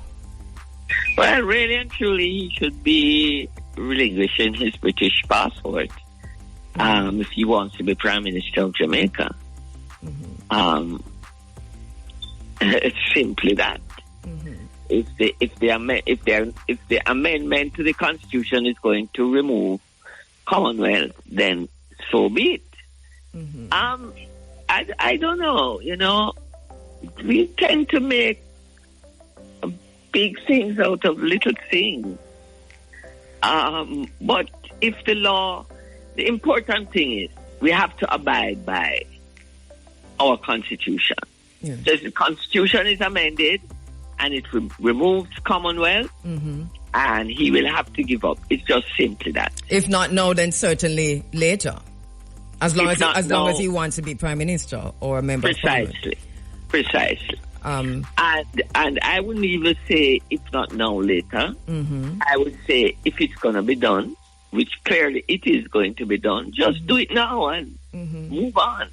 Do you think that, or to what extent do you think that his digging in of the heels and the listening process is adding to this distraction? Because obviously this is a distraction from so much more that's happening on the island. So much more that we need to be focusing on, the Integrity Commission, the SIX and all of those stuff, enrichment and all of those stuff. Of course. That the distraction has become it's a sideshow that is being perpetrated by he himself.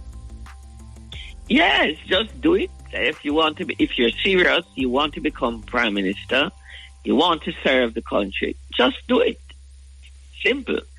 This long argument is causing, as you say, is a distraction that is growing. Yeah. It's interesting to, even as I watch it. Do you think that even against this, because I hear a few things being conflated, right? So there's a discussion to be had about republicanism, about removing the monarchy as head of state of Jamaica. There's a discussion about dual citizenship. Do you think that there needs to be, and also a discussion on, well, within the constitutional reform, on presidency and whether it's ceremonial or executive and so on, and the CCJ and so on. Do you think that all these things being conflated within the context of Mark Golding's dual citizenship is making it worse, and to what extent is it making it worse for Mr. Golding? Yes, it is. I mean, you know that I'm a Privy Council supporter. Yes. Okay, and that is not because I'm not a nationalist and I support colonialism. I don't. And I agree the monarchy has to go. However, in my view, based on my experience, and especially in recent times, I believe that we can do as Trinidad has done and become a republic, but keep the Privy Council. Why am I saying this? Okay, for me, justice has no race. None of those appendages. Justice is just justice. It's not. It carries no race, no creed, nothing with it. And so, when I look at the composition of our courts, first of all, I believe we have a problem when 95 or more % of our judges are coming from the DPP. That is to say, they were once prosecutors. They haven't. Very few have had experience on both sides of the bench, private sector or public sector, and I believe that experience makes one. But is it something that can be corrected over time? In other words, you begin to put in the safeguards over time to change that status quo. Of course, and we have asked for it for a number of years now. It has been recommended, and nothing has been done. We can invite people from other jurisdictions to sit on our courts. We can have a school for judges. So if you decide you want to be a judge, you have to be exposed to certain training. And we can choose people to sit on our bench that come from the private bar as well as the public bar. But we have not done so. Our judges, and then another thing we have to look at, our judges cannot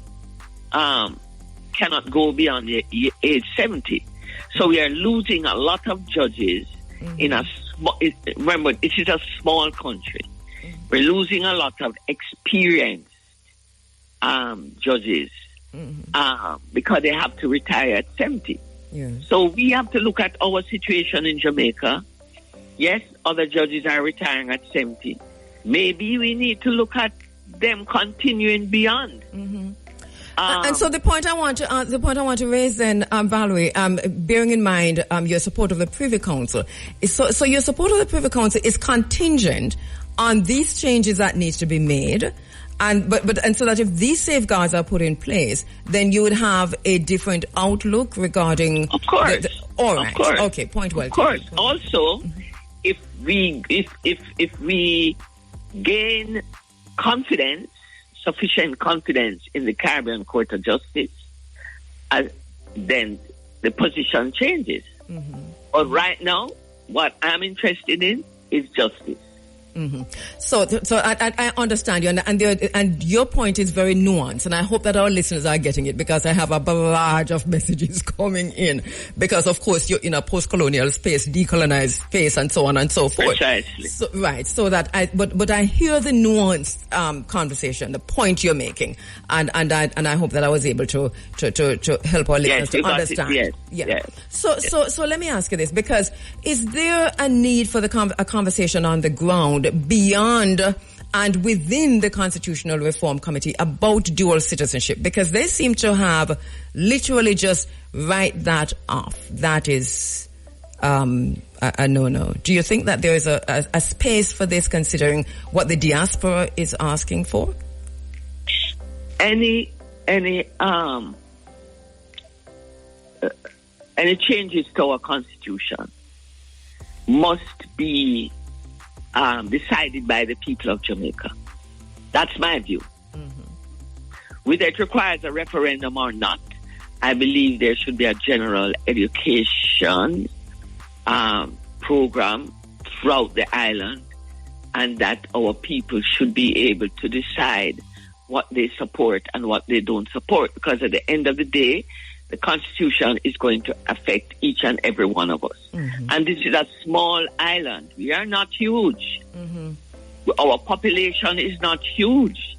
And therefore, these are issues, in order to get the cooperation of everybody and everybody buying in to the new Constitution, these are issues that should be discussed. Why aren't we looking at our political system, for example? Would it be better if, because we're so small, that our member of parliament stay in their constituency and work there for their constituents, and we can choose persons outside of the political arena to be ministers, because they have the expertise, and they are the persons who can develop policy and add to policy and discuss policy, so that we can get our country moving forward. I am firmly of the view that our political status needs some serious changes. What role? So then, here we are, and I spoke this morning about the lack of public education in the constitutional reform process. It looks like they are planning to take it from the back end. But yes. to what extent are you in agreement then with the opposition leader and the team who have said we're not signing off on this for various reasons? Because it seems to me as if these issues that you've raised, I haven't read the document. I don't know if you've read it. I commit to reading. Yes, I have. Right. Yes. So are these issues, are you comfortable with what you've seen there regarding these issues that you're raising here? No, I am not comfortable. I believe it is just a change on the face of it. Because you're taking out the Governor General. Right now, the Governor General doesn't serve any purpose, really. So if you're going to put in a president to just replace the Governor General, I'm not happy with that. What is the role you want the president to play? How meaningful is that role to be? How does the president interact with the prime minister? And what decisions can they make and can they not make? What about the DPP? Look at the power that that the DPP has. Is it time to change that? Can the DPP be challenged? And how do we go about that? If we're going to go to all that expense to change the Constitution, which is necessary, there are a lot of areas we can change. Why don't we just? It's a change that can be brought about once and for all. We don't need to have to do it again ever? Bearing in mind what you have said, one of the things that was said early in the day by people like Rosalie Hamilton in this space was that there should have been a separation between this republicanism and all of the others. I mean, the constitutional republication process. And so she was afraid that this very same thing that's happening now would happen, that you conflate these things and then the republicanism gets affected by this. Do you think that this might be an issue? Because if there are so many other points, we were talking about a minority report earlier and whether or not that should have happened. So to what extent with the republicanism and getting rid of the king of the head of state and so on? Well, I know you're KC, that will affect you too. You can talk about that a bit. Listen, titles don't matter to me. Okay, brilliant. So it's my work that speaks for me. Exactly. And what a wonderful body of work. So that do you think that there needs to be a proper line of demarcation between that whole constitutional reform process and republicanism, getting rid of the monarchy? That should stand by itself. Similar to what Barbados did. I agree. Definitely, I agree with that. But, there needs to be... Our politics sometimes stands in the way of the things that we do. There definitely needs to be a bipartisan, a committee that involves a lot of stakeholders, the man in the street, etc., etc., etc. Before we go through all this trouble of amending just to remove the monarchy. Listen, Jamaicans, just take a simple thing like where Jamaicans live. A lot of people living on gully banks, river banks, but they don't have any land. And we have so much crown, hear what it's called? Crown lands. That is sitting there, not being made available to people. And we're talking about slavery. This is what slavery did. We want to remove that. Yes. Let us deal with the meaningful changes. Let us deal with the changes that can get Jamaica moving forward. That's why I said we need to look at the political system, how it is operating now. You have people being councillors. Frankly speaking, councillors only have a title and get a salary. What are they doing to serve the people? Yes. What is the politics? What are we going to put in place to ensure that the people are served? We need water. We are land of wood and water, and we constantly have water lock-offs. People can't get water in their pipes. All of these are issues that we need to look at how we can change our politics to make those things happen for Jamaican people. Mm-hmm.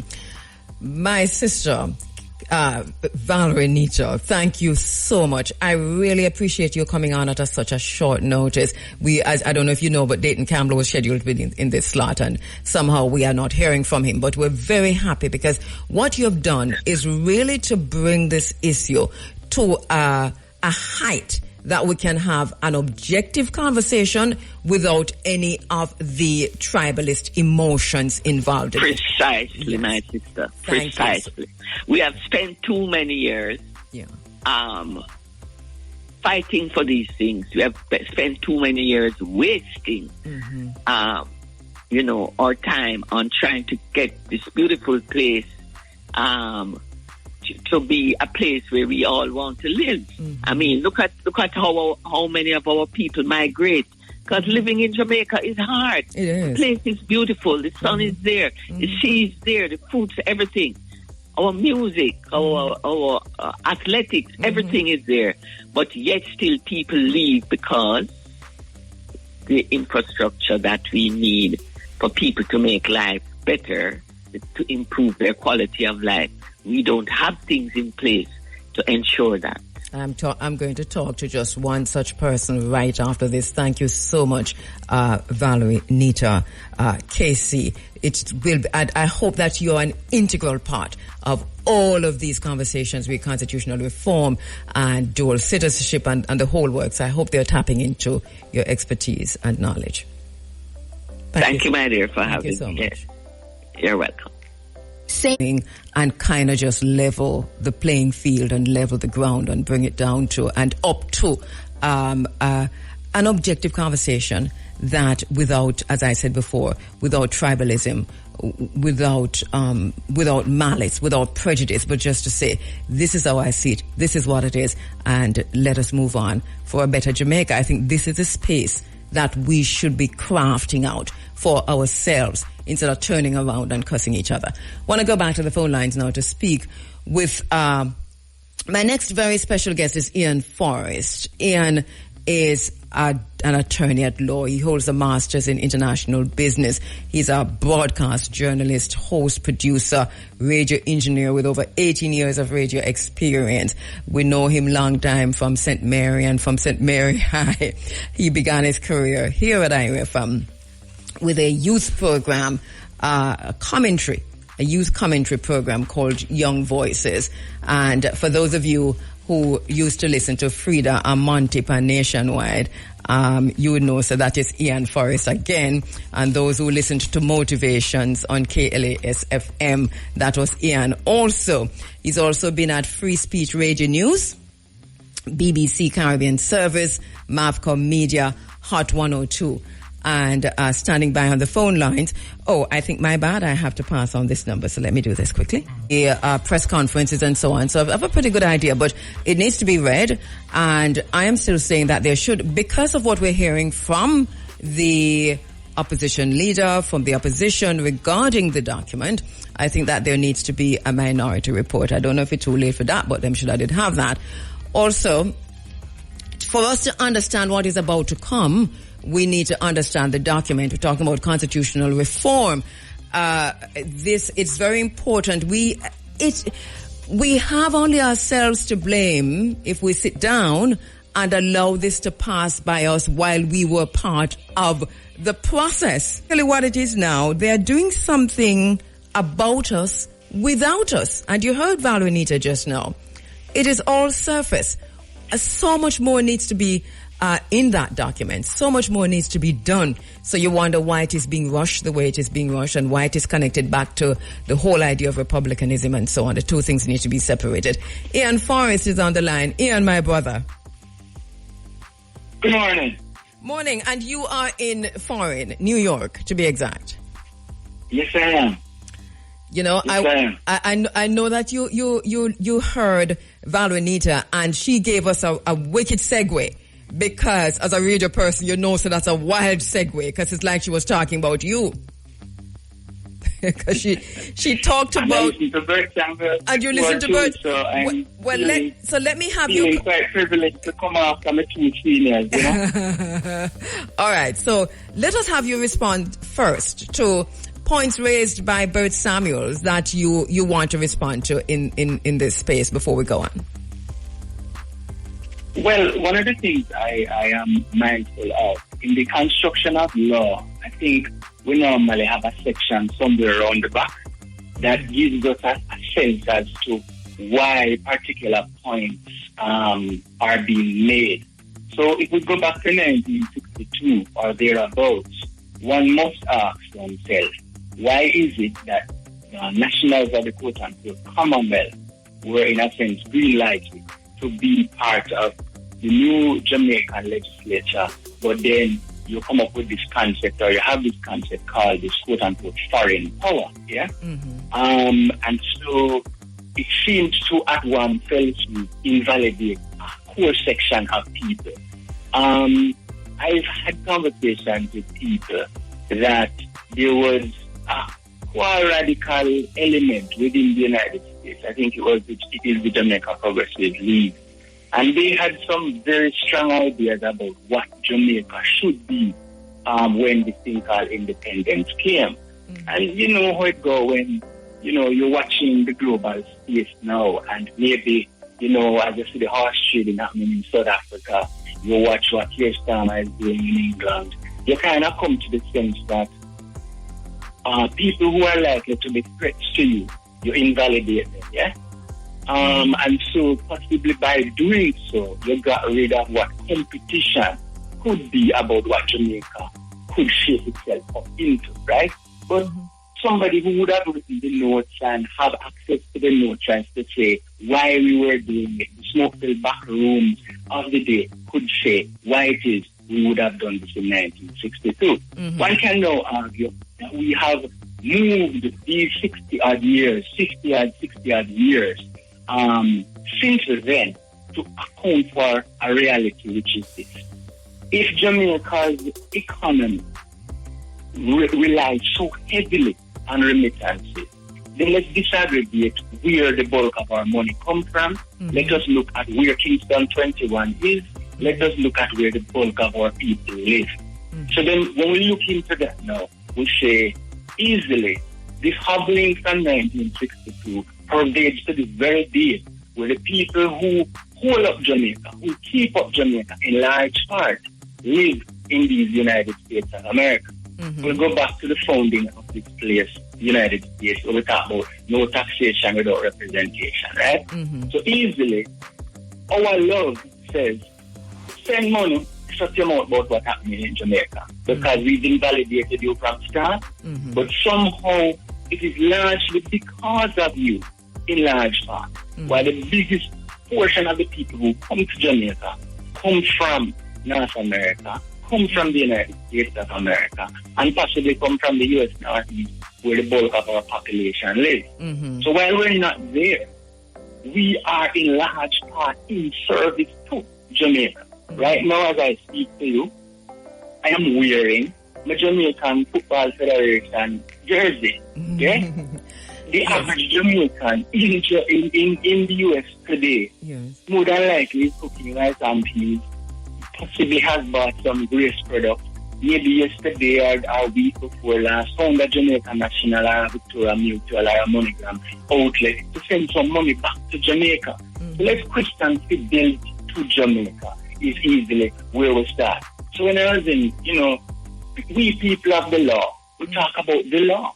The judge can adjudicate on the law. Mm-hmm.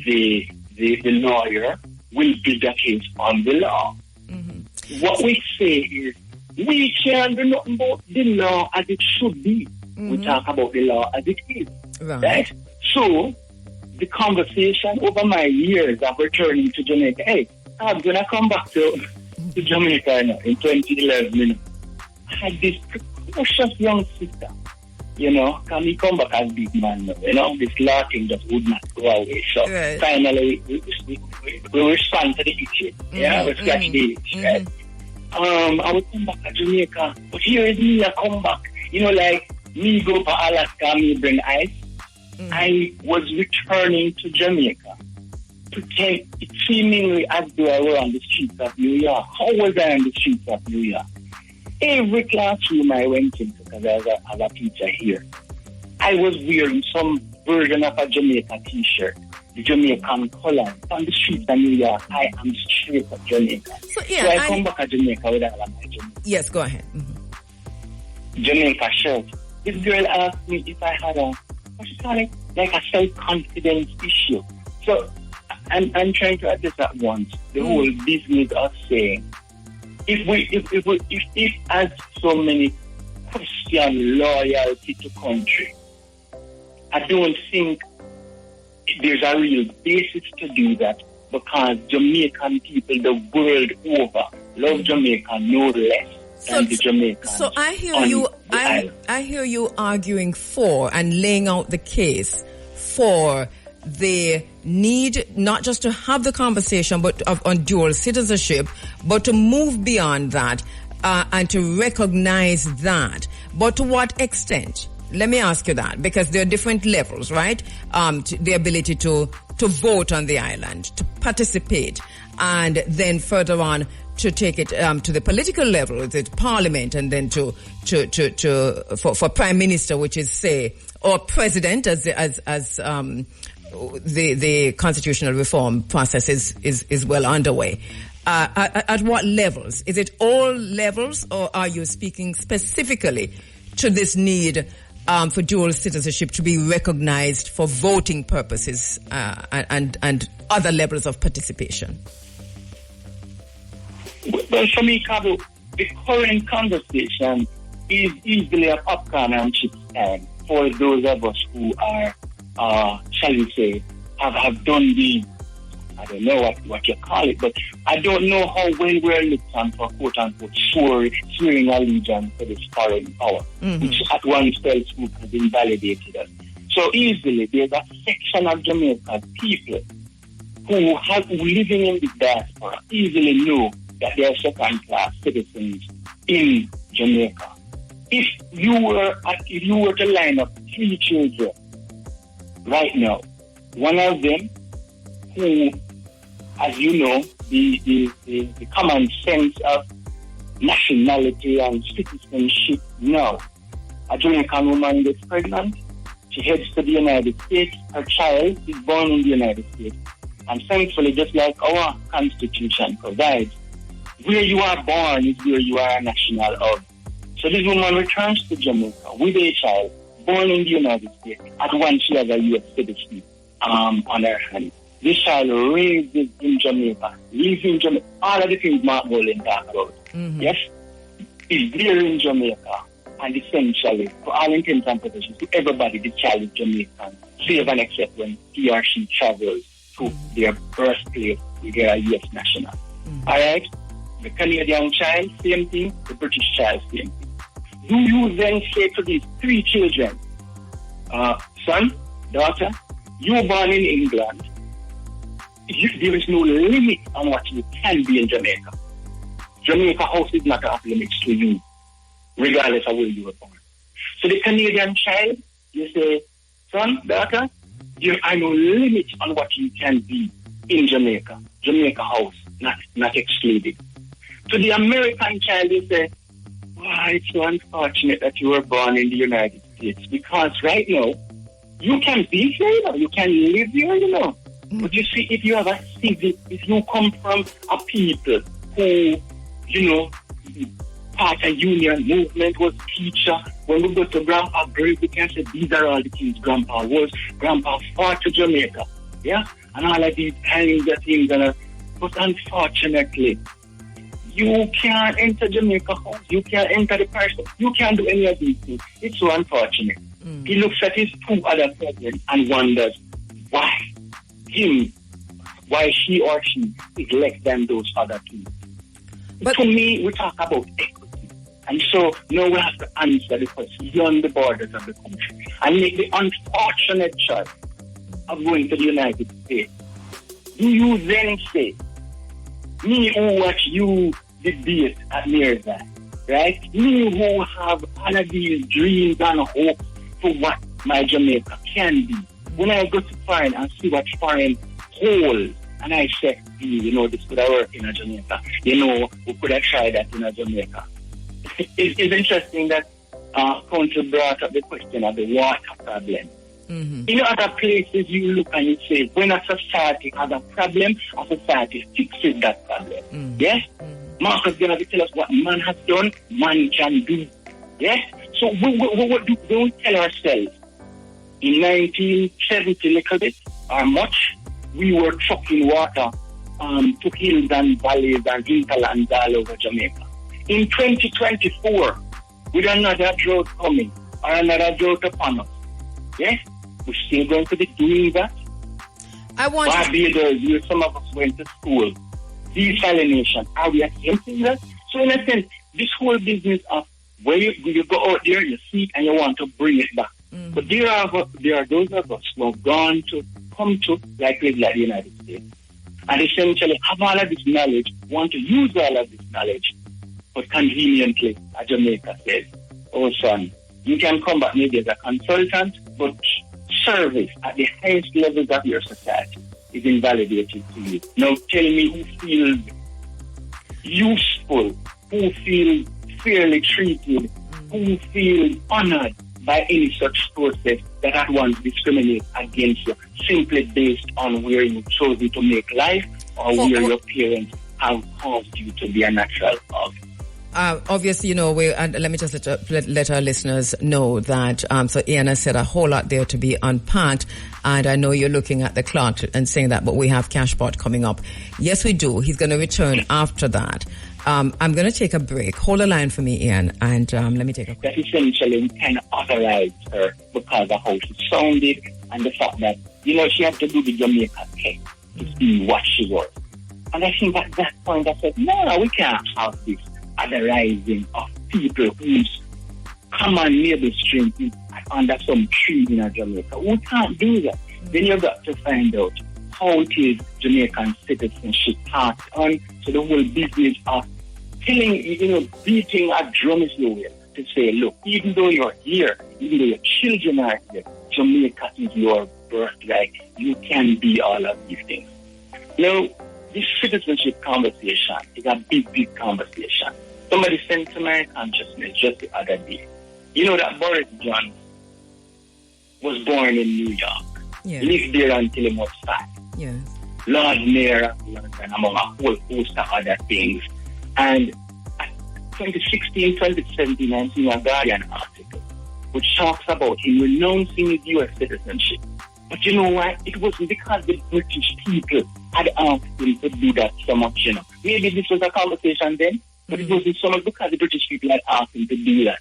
Man sold the house, and someone can taxes anywhere you are in the world once you have U.S. nationality. Yes? But when we look at the Richie Sunak situation and his wife, for example, and all the conversation around her, which at the end of the day really came down to taxes and where she was paying her taxes, I think, just to, reduce it. That conversation all came up when they looked at her and whether or not she was escaping paying taxes in Britain or to Britain or so on. So I think that with whether or not he had done it, he would have been forced to do it within that context, within that British context. So I hear you saying it, but up to recently, we had this big brouhaha with the wife of the current Prime Minister, Richie Sunak. And so it takes me, Ian, I'm gonna leave that till we come back from, I'll leave that till we come back from Cashpot because we have just a few seconds to go before the Supreme Benches draw. You have your taxes to pay to earn, right? Yes, and then, and when you come back, we want to talk about your own thinking too on the Mark Golding situation, alright? So let's stand by. Thank you so much, Ian. We'll call you right back after Cashpot. What is that? And right after this, we'll return to our conversation with Ian Forrest. So let's go. All right. Yeah, I think we're ready. Let's do this. All right. You're inside of Ian Forrest, attorney at law and broadcaster. And one of the things we want to get from Ian in these few minutes that we have with him is his own thinking on the situation now. On the island, we have a foment, literally. I don't think South Africa has anything on us with all these discussions going on. The dual citizenship conversation, Opposition Leader Mark Golding. Ian, you're back with us? I am. Okay, brilliant. So I want to come forward to talk a little bit more about the dual citizenship, but I think it's all connected. And I'm not sure if you've had a chance yet to look at the document coming out of the CRC. For those who, not yet, no. Right, for those, Ian, a lot of people didn't even know that document was out. This is how the public education has failed. And I want to have some conversation about that too. But I noticed that my sister Donna Mattis has posted the link to the document on my personal Facebook page. So for those persons who are wondering where to find it, go to, it says Media Full CRC Report May 2024 PDF. Thank you so much, Donna Mattis, for posting. But Mark Golding's situation, Ian, and you've been listening all morning, both to Bert and also to Attorney at Law Valuanita. Both of them kind of said identical things, their own suggestions as to what the opposition leader should do now. What's your own thinking, even without your suggestion? But what do you think about the whole process? And if you don't mind, tell me your suggestion. As I said, this is popcorn and chips time for people who have sworn or, in a sense, been gifted with this national identity to this quote-unquote foreign power. We have, for a long enough time now, felt unknown that we in Jamaica, as far as the pecking order of things goes, are second-class citizens in our own country. We know, for example, based on how this constitution works, and to my seniors, I will, humbly submit that it is well and okay within the bounds of the law as it is now. For me, a Jamaican born, Jamaican lived, Jamaican educated, Jamaican breathing, Jamaican who owe the student loan money, I'm paying it, by the way.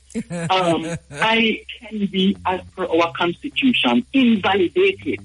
But should the brother you spoke with in South Africa, should any one of our people from Lesotho, and you having lived in England, you know this. Mm-hmm. I just did a little Google search earlier in the week. Who is eligible to stand in UK elections? One time it come up, right? Mm-hmm. It says you're 18. It says member of the Commonwealth, and then it has a little hyperlink too.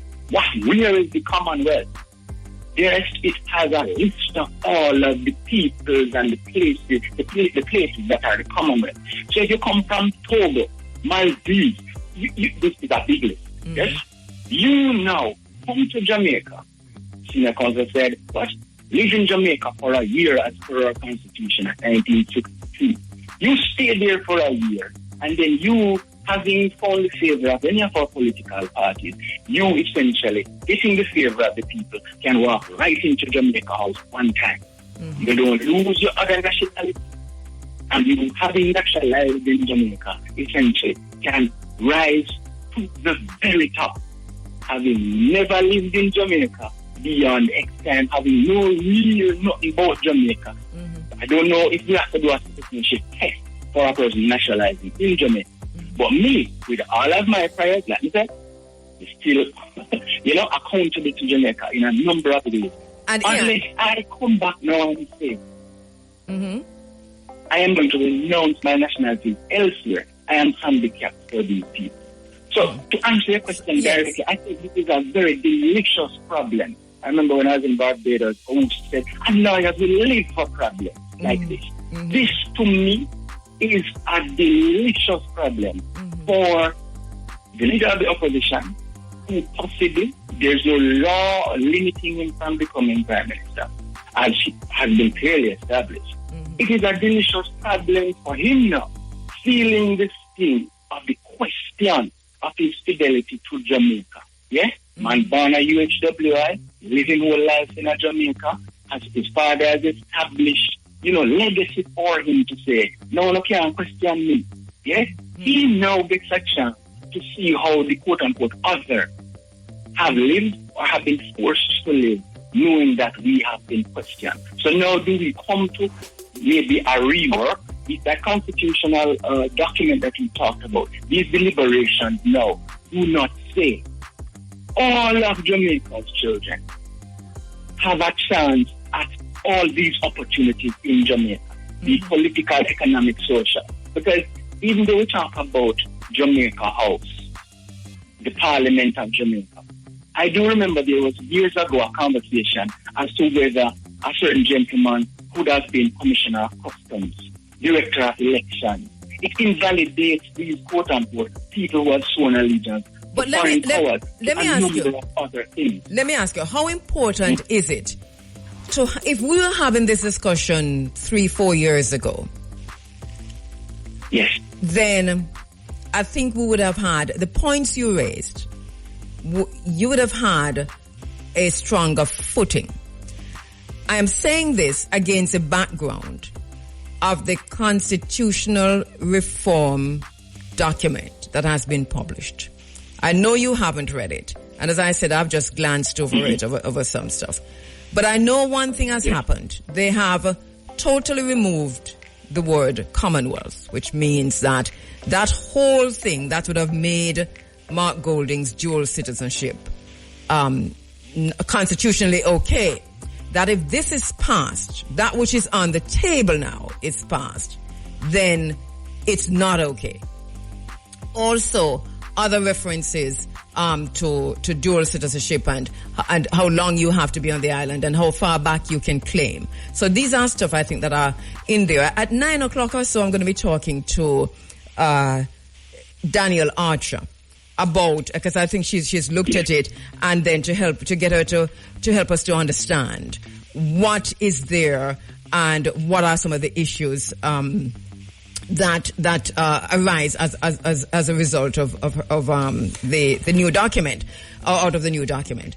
But so to what extent do you think we have to pay attention to these two things in having this conversation about dual citizenship, about Mark Golding's situation, the opposition leader, about whether or not the diaspora is able to participate in Jamaica's electoral processes and to also vote and so on, that these discussions now have to be placed and had within the context of this new, what they're saying is a document that has consensus. The opposition is saying that we are not signing off on it, but they're telling you why they're not signing off on it. And one of that has to do with the Caribbean Court of Justice. So that you still don't actually go back to some of the issues we're discussing here.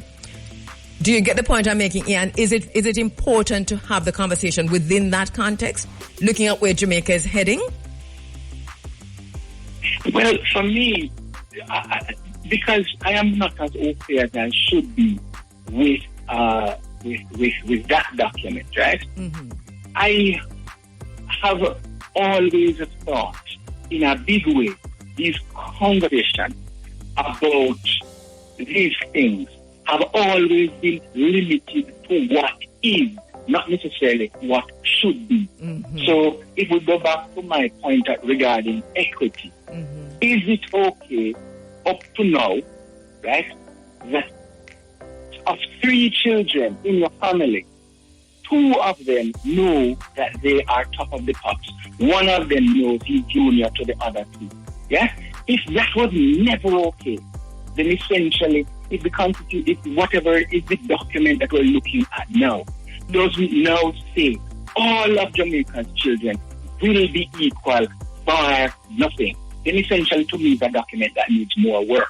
Mm-hmm. I go back to Boris, right? And I say this. We many times try to out-British the British. As has been taught to me, the British have no written constitution. Right. So chances are, even in the service of His Majesty, of Her Majesty, the Queen, yes? When he was Lord Mayor, she never asked him to renounce in U.S. citizenship. It never mattered to her, it seems.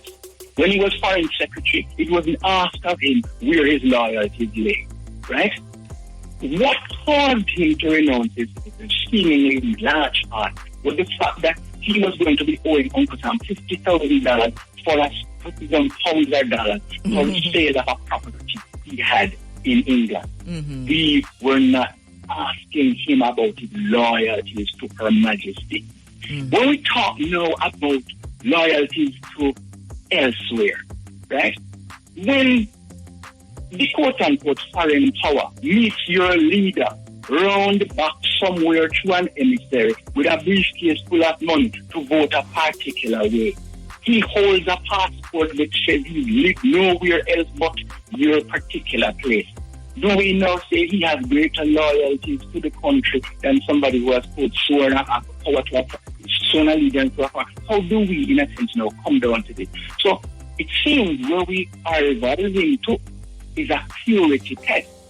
Are you now and forever going to solely have one passport, one naturalization certification? Now we ask ourselves, is this a sustainable policy? So many children could be the enemy, quote unquote, within in Jamaica right now. It would be going to ask, how many of Jamaica's children were born in the United States?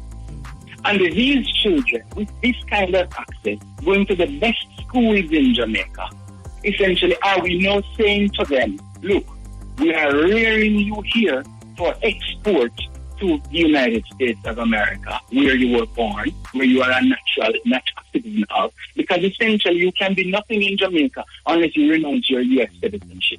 Now, a lot of people, having made the deliberate and conscious decision to have their children born in the United States, would have said, you now would be invalidating the choice I made. You'd be rejecting the choice I made. All of these conversations give you a better set of opportunity. You are now invalidating them. Is this what Jamaica is asking of its citizenry? Yes. Let me ask. For all you have, for all you bring to the table, we don't want it because we want to limit ourselves to somebody who has, in a sense, has lived there, never left there, is confined to the experiences there, and don't bring the wealth of experience that existence and access to a global space could bring to Jamaica. All right. So, regardless of where in the world they are, that they are welcome to come home, and essentially, when the time suits them, if the calling is made on their life, that they can walk into any sphere in Jamaica and be that thing that essentially they want to be, or people propel them into being. Yeah? This is the kind of equity I think we want. Because failing that, I think what we should then do, when we talk about decolonizing the curriculum, what we could then have, here you love history, right? So what we could then have is, we would want to ground the children in a history of Jamaica. And I guess we have periods to choose from, right? So maybe we're talking about a civics there. We want to ground them in Jamaica. But then we would say, you have an option. Where do you think you might go in life? Or where does your other nationality take you? So you want to study U.S. history so that when you are forced to go there, or when you choose to go to your other country, you land on the ground, fully grounded, in an understanding of your other society. We say that to the Canadian child, we say that to the British child. So essentially, at 18, after having invested a whole heap of resources in their education, we say to the developed world, here is a gift of some of the best and brightest children that Jamaica has created, and we give them to you simply because they have a passport for your country. How does that, when it was done back in the day, hundreds of years ago, when they took the best and brightest of our former lands without their permission and brought them to build up their countries and economies, we said that was a tragedy. How do you mitigate? How do you mitigate conflict of interest? How do you, because I hear from this end that what so many are saying, especially now within the constitutional reform context, that it comes down to this. If there's a war and you have to be conscripted to go to war, which country you're choosing? If there's a war. Right. We now look at it. And hopefully we're not bordering on no anti-nut right here, right? But we look at a conflict in a part of the world right now, right? And when you watch the news, you get to see who the people for this particular country are. Are you able to pick out their accents? Do they sound generically from that little place? Or are they citizens of Brooklyn, France, Germany? Are they citizens from all these other places, essentially called to the quote-unquote homeland, will fight for that homeland, and essentially at the end of their services there, go back to the other society and represent that other place? I hear you loud and clear, Ian, and you're making the point that a lot of people, that the people in the diaspora have been making, the calls that the people in the diaspora have been making over time. I know that there's a conference that is scheduled to be underway here on the island in Jamaica in another week. I think it's next week or the week after the Jamaica Diaspora Conference. I'm sure that this point will be raised there again, because you know very well, we have covered this many, many times, that every time that we have the conference on the island, these are the issues, some of the most serious issues that are raised by members of the Jamaican diaspora. Always, it seems, with a massive pushback. To the extent that the diaspora is not involved in any of the conversation, really, the constitutional reform processes, I think that will determine what changes, if any, are made. It seems to me as if the voice of the diaspora is not being listened to. And this, for me, is a critical factor. I know you're one of the loud ones in terms of making sure that this goes out. And you'll continue to do that. I want to thank you so much. I'll give you a minute if I could. For me, the conversation is equity. Speak with a voice with at least these three children in front of you. You know, one of the hardest set of people to lie to are children, because they see through you. Let us talk about equity. If Jamaica on the ground can have a conversation about equity, how do we make all of these children who from there, on the ground in Jamaica, from other parts of the country, get around Mama grave and Papa grave when we have the big family reunion? Do they look on their cousins born in Jamaica and say, you are superior to us, you are more Jamaican than us? Is that where we want to be? Do we then telegraph to the children in the diaspora, because you are a second-class citizen in Jamaica? You see all of them bile the way I said, yeah, we waste the time I send Jamaica. We can settle the conversation one time, just bring them out, and we don't have to spend no more like that. You talk about loyalty. Let's go back to the 60s. There's a statement made from our leadership. We are with the West. So you don't necessarily have to come down to a piece of paper or a book to talk about where your loyalties lie. You can just give that away, or possibly for a price, even with your full Jamaican, shall we say, credentials, born nowhere else, have no nationality to nowhere else, but the right set of people come to you with the right amount. You are as easily able to sell out Jamaica as anybody else. And it's a good point you raise, because when we look at, say, the current Prime Minister of Jamaica, who went begging to England to be a member of the Privy Council. This was a request from Jamaica to England for the Prime Minister to be a member of the Privy Council. And this was done within the last few years. That was done directly. What does that mean? When you look at the fact that as Jamaica is right now, of course we're talking about republicanism, but at the minute we're talking about republicanism is the very same time that the Prime Minister has gone begging to Britain to be a member of the King's Privy Council. That alone, I think, negates a lot of the conversations on the island regarding dual citizenship and regarding those who have sworn allegiance, yes or no. It's a schizophrenic situation. As you know, it's a bipolar situation. To our common life. Yes. I worked for the late ambassador, you know, and one of the things he would display, yes, as part of my learning, was his commission to serve as ambassador to the United States. It wasn't from the Prime Minister who sent him that he was being introduced to the leadership in the U.S., you know. It was from Her Majesty, of course, who essentially was commending her servant, Richard. Yes. if I remember correctly. And this is every diplomat in Jamaica goes out there in the name of the king or the queen. Talk to me about loyalty. It is more far-reaching than we think, and I think this is what has to every be judge in understood. Jamaica goes in the name of the king or the queen. And this is what has to be understood. Loyalties are questioning now. Yeah. Ian, we have to leave it there, but this is what has to be understood within the context of any conversation regarding dual citizenship, regarding whether or not the opposition leader has sworn allegiance to another country.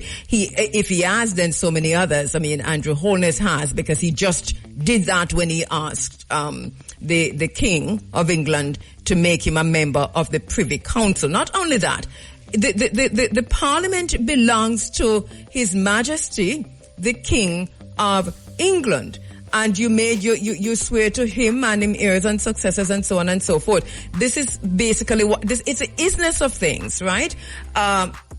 What is different is that we're having the conversation within a time of change when we're about to move to Republican, as a Republican state, and that is what is making the difference now. But what is now on the books is that the Parliament as it stands today swears allegiance to the monarchy of England. That is the current situation as we speak at the minute. Every single member is a member of His Majesty's loyal opposition or His Majesty's government. That is the current situation as we speak at this minute. That's what we need to know. And as we start the team as we start the team in terms of Jamaica's best foot forward, Jamaica's best representation, we ask ourselves, the people who are committed to a life of public service, let's look at who we invalidate when we're choosing in the final analysis to do whatever we're doing. The current ambassador to the United States, or from the United States, is a KC man.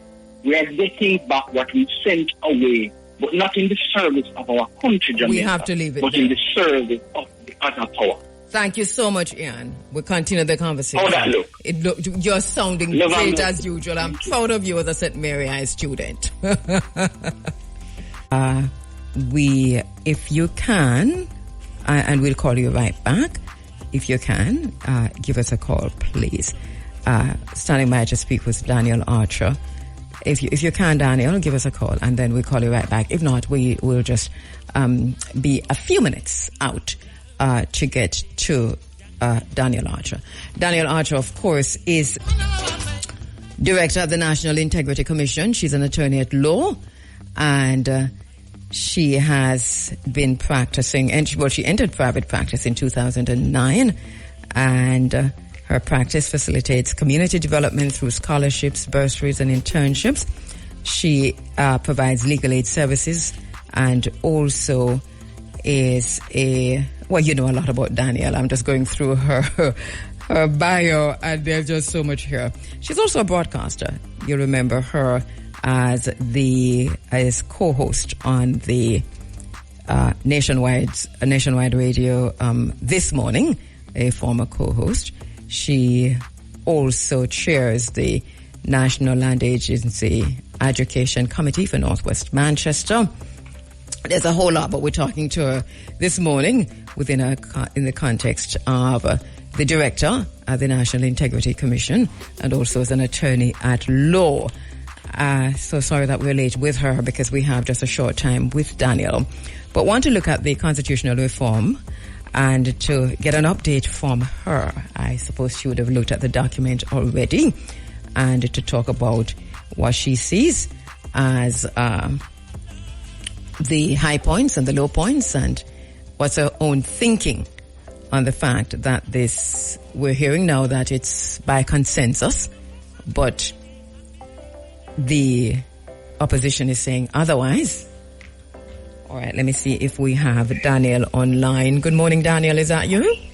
This is me. Good morning. Blessings for this Sunday morning. And to you too, my sister. Welcome to the space. Thank you so much for joining us at short notice. But also, we have short time with you, so we want to go right into the discussion. Have you had a chance to look at the document out of the CRC? Still going over it. In fact, just now I've been going through some of the reports because you have to break it up and then look at the sections of the Constitution. But generally, it seems to be really just changing some words, which is important, but it doesn't go to the crux of what I think it means to Jamaicanize the Constitution. So there still seems to be some work left to be done, but it's a very big document. That's right. And one of the things we heard was that this was by consensus, but out of that we hear the opposition saying we're not signing until certain things are done. Your own thinking on that? The word consensus is used like a magic word that you pour down because you have a group of persons who are there. I think a better approach for consensus, respectfully, would have been if the persons who constituted the committee did in fact represent the communities from which they say they represented. For instance, for the civil society group, there was no selection from the civil society group themselves for the person who represents the civil society group. There was no consultation with the civil society groups in particular to say, what is your view? What is your meaning? What do you want? You know, and excuse me, I think the lack of consensus amongst the persons that they were representing. The youth member, simply because he's a member of the youth, does that mean that you're qualified to do so? Were you selected by the Jamaica Prefects Council, the National Secondary Schools? Who selected you to represent the youth? How did you get there? Did you consult with them? Did you go back with meetings? Did you come back and say, this is what the youth are asking? What about the farmers? Should there not have been a special grouping for farmers or teachers or nurses? In other words, true consensus comes from accurate representation. And I don't think it's fair to say it's a consensus. It is a consensus. It's an agreement, rather, not a consensus amongst persons who were given the task of reviewing a document. But it's not a true consensus where you say they elected and elicited participation from the people that they represented. We spoke with Valvanita this morning, and she talked about so much. She's looked at the document. She talked about so much that's not there with the DPP and so much more that she would want to see, and properly dissatisfied with what is out there now. I know you're still going through that. What are some of, because I suppose you've been looking at this along the way, right, Daniel? Right. Well, the document doesn't look at what I think is the most important aspect of the Constitution, and that is the structure of government and enabling increasing people participation. It doesn't look at the people's role in the selection of the executive president. It doesn't look at the role of the people themselves in having a recall or an impeachment process. Those things are not included. To my mind, this conversation about having it in a phase basis, who chooses those phases? You see, here's the thing. Yes, so what's on your mind, Daniel? Because you're on the Africa Forum, you can say just about anything. If anything, I don't. I never really need a permission, but your support is very important. Yes. Because sometimes you say things that you want to go underneath the table because you know people are going to do. No, you go right ahead. But here's the thing. We are in the fancy word is a momentous occasion. This is a generational opportunity. This is where, when we did the Winter Olympics, you remember bobsled something that we did also? When you ever see snow in Jamaica? No. And not even on the coldest day in Christmas can you see snow in Manchester, where I am from. But we've managed to go to the Winter Olympics and make a name for ourselves. Yes. In the very same way, I think we need to make a name for ourselves in how we look at our Constitution. Throughout the Commonwealth Caribbean and to many of the older ancient constitutions, you've never had people participation. Like people that tell you what they want to do and who they want to then government run. I think if we are looking at Jamaicanizing this Constitution, that we don't tell people what to be included. We educate people as to what their options are, what they need, and let them decide by representation, by voting, by indicating to their representatives that this is what they want. You have a particular meeting with the teachers, the nurses, the agricultural society, the people who matter. Everybody matters. So when I say the people who matter, I'm meaning not just the government officials who feel that they are brighter than the rest of us and that they were elected to represent and to tell us what they have on their minds, but to have a process that they come back to us. What about having constituency meetings and hearing from their constituents how they would like to participate in governance. That is what this document lacks. This document tells us that the government has decided that for whatever reason, it is the fashionable thing to do now. It's a fashionable thing to talk about removing the queen, removing the king. At the time it was removing the queen, now it's removing the king, without looking at the consequences and the effects that we're going to have throughout the generations. This is not something that you're running to. This is something that takes time. When you have surgery, nobody else runs up on one table and say, "Doctor, cut me open." When you're going to the surgery, there are some tests that you do. Many consultations. But, yes. But let me ask you this, because here is the document. Here is the document. I mean, the ads are running in my program that the document is available. Go and read. This is the first phase, etc., etc. So that within the context of the isness of things, the document is here. The committee, the Constitutional Reform Committee, has been meeting, and this is a document in the first phase. What, with all of what you've just said, what changes? Because there's a bullheadedness, and this is where we are. Lots of money spent already, and here we are. So what changes? And how? Well, when you say what changes, I think a little bit of concern comes from my end in the fact that people are just listening. They're not asking questions. They're not standing up. They're not clamoring. They're not putting their voices out there and standing up to want to be part of the process. I mean, I people will say to me, "Yes, thank you for saying so and so. Thank you for saying so and so." But we need to push it as a people. We need to let our members know that you're rushing me.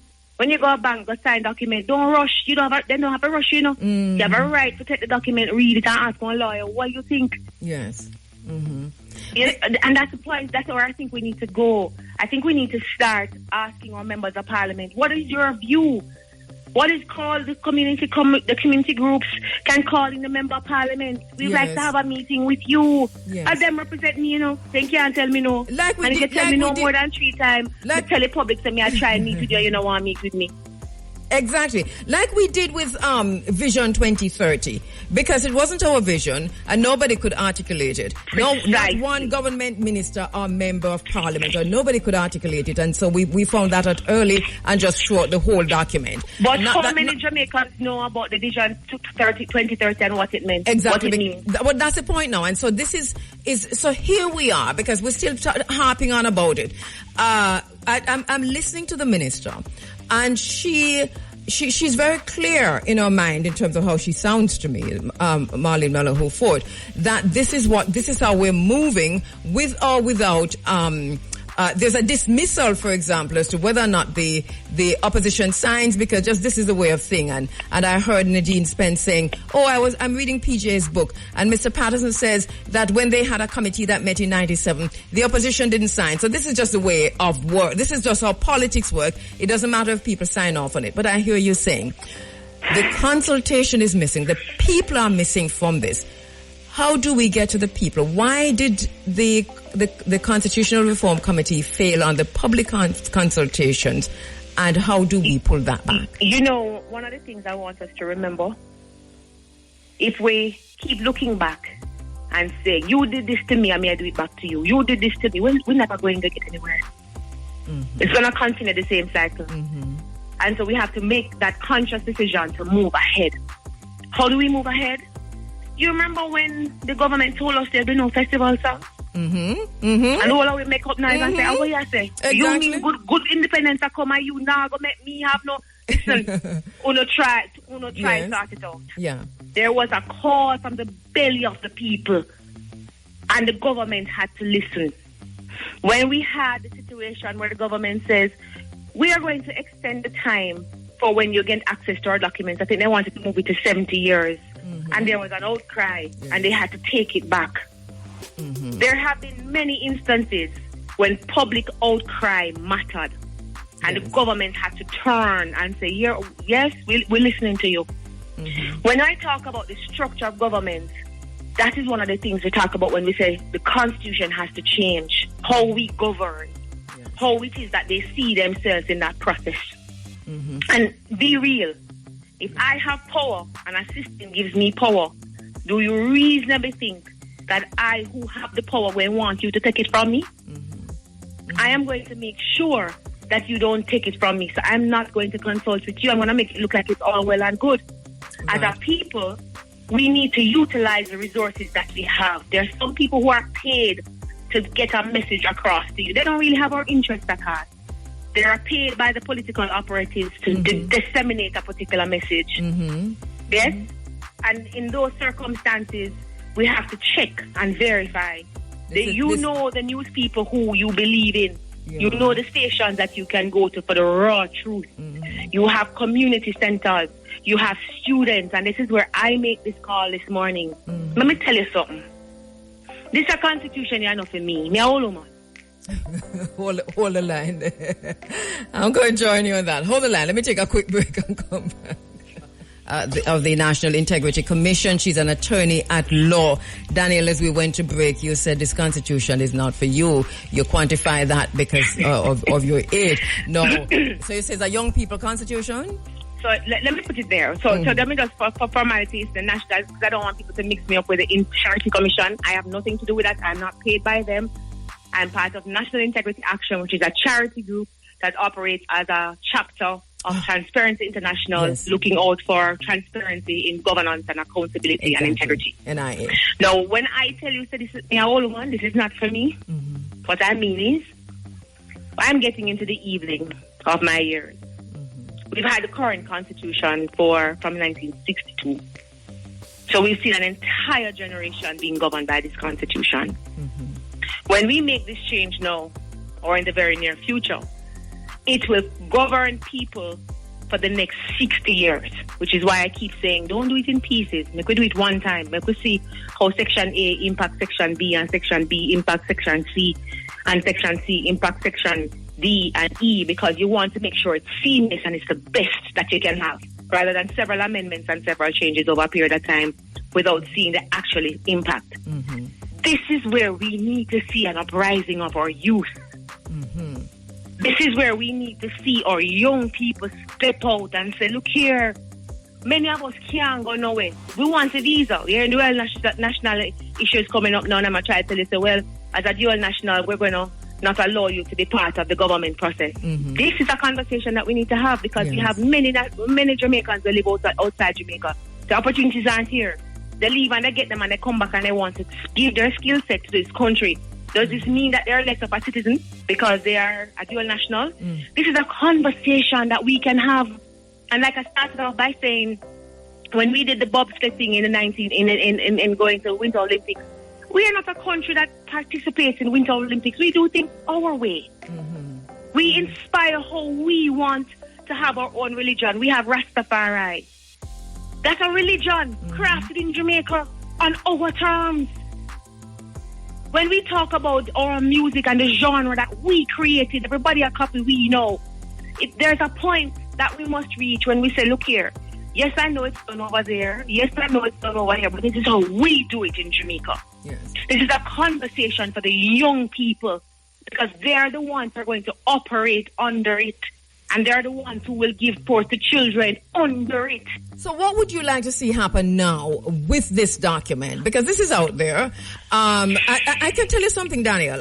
Nobody I know, and I think I know a few, who should have known that the document was out and available. Them never know, or them not read it up to this morning. But there have been some press conferences and some discussions and some radio, of the Jamaican people, the masses of the Jamaican people who can read and write, and those who are intelligent without being able to read and write, have not heard about this for some reason or the other, and so you have this lack of participation because people just don't know. So what do you suggest? What would you like to see happen now in terms of how people get engaged, understanding that this is our life? When people, sometimes they say when people want to keep things secret, then put it in writing. Because nobody knows. When we're having elections, notice they stop issuing manifestos now. When last you see one? Yeah, they're holding it, they say. Okay. So, but we hear the jingles and we hear what we have to do for you, and we see good up ads on TV. We get that we go from into communities and we see flyers and ads. We go on, if you're a social media person, TikTok, that can't miss you. No, TikTok. True. Right? They break them down into bite-sized pieces. Yes. When you go on TikTok, bite-sized pieces True. of what is there and what is most essential, that to whet your appetite and make you want to find out more. Yes. That's why I say, how we get this information across, it is trite, it is common knowledge, it is something where everybody knows. How we communicate must vary according to our population. So you're saying that there is a deliberateness about keeping it this way? That better you say it than me, because then we're not going to stone you like how then we stone me. Well, but we will stand upside of you and tell you, say, yes, I feel it's that way. If you reduce the population of persons who form part of the committee and you tell the people, me brighter than you, remember saying, you elect me and me go to foreign school and me go to local school and me have this degree and me have that degree. So I know what is best for you. I can tell you that this is good for you. And I choose the people who will tell you what is good for you. And I justify it by saying, these are reputable people, man. But these reputable people don't talk to you. So you don't know what them know and them don't know what you know. And then when the document comes out, you say, it's available. You can go and have a look at it. But yes, when you run campaign, though, and anything where you want me, it they're on TV, they're on radio. Where you get that shoes from, Daddy? This is the point. There you go. You use the language of the people, and you reach the people, and you roll up your pants, and you cross the river to get to the people. But yet we have a situation on the island where something else, and this is I've said from day one, even the term constitutional reform was like a throwaway term that a lot of people wouldn't stick with a lot of people. So we didn't even find a term for ourselves from the early stages to say this is what was being done. They're doing something about us without us, and if we're angry enough, then we ensure so we find out what's happening. All right. So from here, and this is the question I'm asking, because I know that we have a wide audience and people are looking to us to say for direction. So, all right, so you raise us in this space. This document is out. You tell us it happen. You tell us you don't stay upon it. You never stay upon it. So, what can we do now in the space? All right, so let's start it. Simple things. JAMP has a website that you can go and send us, the Jamaica Accountability Meter Portal. You can go on that website and send messages to anybody in Parliament. You're a member of Parliament, you're the member, the constituency, persons who represent your constituency. You can send messages to the ministers. Go on the site and send a message. Go on your social media page and tell people, I don't know, I want to know about it. Ask for meetings in your constituency. Talk to your church leaders. If you're going to church, ask them. Churches are also areas of communication. It's not just if you go to church on a Sunday. My mother soon come in and knock her ask if me not go to church. But you see the point? Yes. You ask them. Use the community centers. You have community groups. And this is where I want the students to rise up and be involved. Utilize the clubs and societies that you have. Yes. I think we're a little bit quiet on the student side. In my day, we were more rebellious. Let us ignite that. Have the student bodies start calling and asking for people to come in and let the people know, look here, we are interested in knowing. Let it go out on your social media pages. You have Kiwanis groups, optimist groups. Start asking the questions so that they have to become responsive. And like I said, keep asking. But you can't just wait for one person to ask. You have to lend support to the people who are asking as well. Yes. So that they understand that we want to participate. And thank you so much for the opportunity. Thank you for making an opportunity available for people to ask questions and to provide the people who can provide the answers. Yes, and Daniel, I'm feeling a bit. It was frightening to me when I started reading through it, because I said, okay, all right, here I know this thing. I take some of us off guard, because there's some discussions in there about the president, right? On how the president is going to be chosen, whatever. Right. And all of that is there, and secret vote or secret ballot or whatever. Right. So these are some issues that we need to pay attention to, because this has to do with our life. But I also heard you saying governance and how the country is to be governed. That hasn't been dealt with properly. And I heard the points raised earlier by Valerie Nita. And so that this, for me, it is a little bit concerning, but I also heard a discussion about phase. So what we really need to do is lock down this phase and lock it in and send it back to where it comes from. I want to say to you too, you talk about the executive. How many of us understand what it means to have an executive president or a ceremonial? We use the analogy that he's like the GG, but the GG has some powers. He's not just ceremonial, you know. There's some decisions that he can make without consultation. I think if it's the best opportunity that we have, we need to start looking at examples. As I keep saying, we'll put the cart before the horse. Yes. People can't vote for something or approve something if they don't know what their choices are. Exactly. We should be educating people on when we hear Trinidad has a republic and we're behind the 8 ball, we're not. Although Trinidad has a republic status and a president, they do the very same things we do. Guyana has a republic. Many of us who read up on Guyana say, this is not the kind of president we want. Because when he decides to lock Parliament because he don't get what he wants, it's a wrap. Argue with the oil. So we have to think about what it means to have an executive president or what it means to have a ceremonial president. But if we don't know what our options are and we're not told that we can craft a president that is a Jamaican president that has a mixed position, some kind of position with powers, but a controlled way where you come back to the people for recall and impeachment. Those are two things which they said are not going to be included.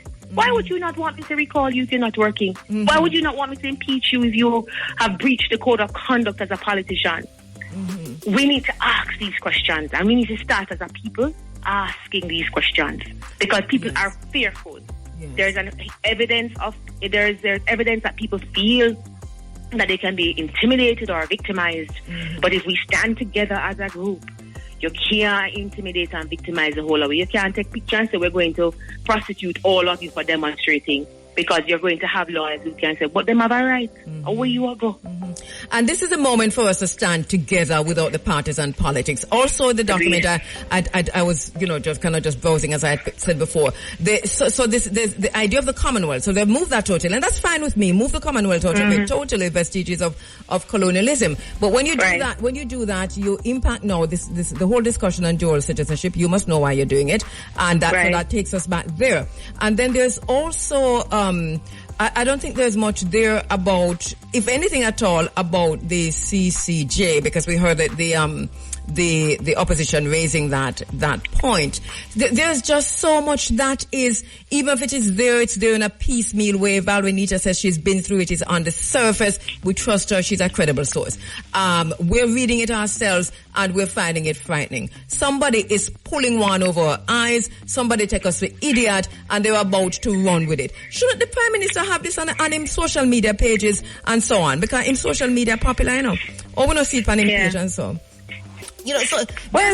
There's so much that can be done with this, to get people's attention. I'm telling you. I'll tell you something, Daniel. Just since we started talking and I said to you that so many people don't know, my phone blowing up on my social media, blowing up with people saying to me, I did not know. You think said them no. Look at me, who's supposed to be such and such and such, and I don't know. So here we are. All right. I'm going to give you a minute to just wrap up. I'm sorry I took the last few minutes from you, but I'll give you a minute. No, man, it's fine. It's fine. I just think we need to I think you've said it nicely. Yeah. This is not a moment for us to stand in the corners of our colours. The only colours we need to be concerned about is the green, black and gold. Exactly. The thing that makes us Jamaican. The thing that identifies us as Jamaican. We need to stand in our position of creativity and appreciate that we have for years done things our way. When we became independent, we led the Caribbean in becoming independent. We led the Western world in having women and political rights, the rights to vote before even the U.S. had it for women. Come on. Let's, as a people, decide that we don't want the government to lead us in their path. We want to tell the government where we want to go. For too long, they have felt that they have the right to tell us because they have that comfort that says we elect them. Let's just a shift. Let's appreciate and let them appreciate that we have a say too, and we're bright too. Exactly. And even if you say you're not bright, no, we're bright. Hold on, hear me out. Even if you're not feeling say you're bright, you have something to contribute because you have a skill and experience with someone we don't have. Okay. We're going to leave it there for this morning. Everybody have something to come to the table. We'll leave it there for this morning, but I'd like you to come back, Daniel, and when you're finished reading the document, and we are not letting this go because it's not going go so. We can't go so. Thank you so much, my sister, as usual. Stand with you, my sister. Blessings for the day and to your listeners. Have a good one. You too. And I want to go to the phone lines now because we want to get a quick update on what's happening in Haiti, And so Pierre Labossiere, the co-founder of the Haiti Action Committee, is scheduled to join me on the phone lines to talk a little bit about that. Jamaica is preparing. We don't think it is constitutionally legal for them to do so, but they're about to send army or police or whatever else, them figuring it out. I think they're training people on the ground, military people to be sent into Haiti. It's a disgrace. And then we see Kenya, who is now a non-NATO ally of the United States, one of only 4 countries on the African continent to be so, which means that you is another Mobutu Sese Seko. You're about to preside over whatever it is you're about to preside over, but we talk about that another time. And so we see that whining and dining of Kenya at the White House, the red carpet laid out for them. Every single living president and the ghost of those who weren't living attended that conference to wine and dine an African president. That should tell you that something is wrong inside out, upside down, and everywhere. And so we have Pierre Labossiere, because that is connected right back to Haiti and to other things. On the phone lines with us now from the Haiti Action Committee. Pierre, my brother, thank you so much for joining us. As usual, we are appreciative of the time you take every time to be part of this program.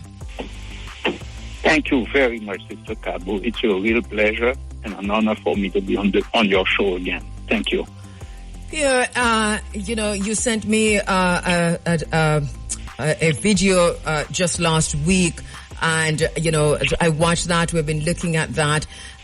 So much has happened in Haiti since the last time we spoke. Now we understand there is even movement of troops touching down on the ground. But before we get there, can you give us an idea of what are the what new has happened there? Because we understand also that the new government is in place. So give us an update as to what has happened in Haiti in the last few weeks. Yes, the new government is in place. It's a transition government, but it's also very problematic, as I mentioned last time during our presentation, because this idea of a transition government is something that's been proposed by the democratic sector, particularly by Famila Vala, a political organization, way back in November 2018. And it was as they were witnessing, seeing the degradation of the country, the destruction of the country, the destruction of the judicial system, the police, education system, healthcare system, sanitation system. It's a country that was being dismantled by the PHTK. PHTK is the political party of Michel Martelly, later on Jovenel Moïse, who was assassinated, and Ariel Henry. And as the country was being really picked apart and destroyed, and let me say that this PHTK government was put in place by the United States, France, Canada, what we call the core group of countries that actually are managing the occupation of Haiti. So this whole destruction of Haiti as a state, of the Haitian state, and the civil society in Haiti, it's something that to counter that, Famila Vala had proposed this solution to the crisis, which called for the immediate resignation at that time of Jovenel Moïse, his prime minister, and putting in its place a transition government of 36 months that would rebuild the democratic institutions, stop the corruption, money from the people that's being stolen, and invest that in where it should go, education, healthcare, and all of those things to make Haiti a livable place, so that our brothers and sisters will not be running away from the island, taking chances with sharks and what have you. So that idea has been severely marginalized and lambasted, but the people continue to mobilize around it. So to bring it to the present, This was the view of the people of Haiti. And they worked on it, they mobilized, they created a groundswell of support for it. The U.S., France, and Canada were busy proposing something else. Mm-hmm. They were proposing the continuation of the status quo to have the PHTK government there of Ariel Henry, who took over from the assassinated President Jovenel Moïse. He was not elected. And to continue to maintain a system to impose a new constitution on Haiti, something that would be favorable to expose Haiti's mineral resources to more exploitation, to greater exploitation. What I mean by that is plundering, because the Haitian state doesn't get anything out of it, and to have a new foreign force to come in to show up the PHTK regime, basically to support the status quo, to stop the Haitian people mobilizing to rebuild Haiti and for national liberation.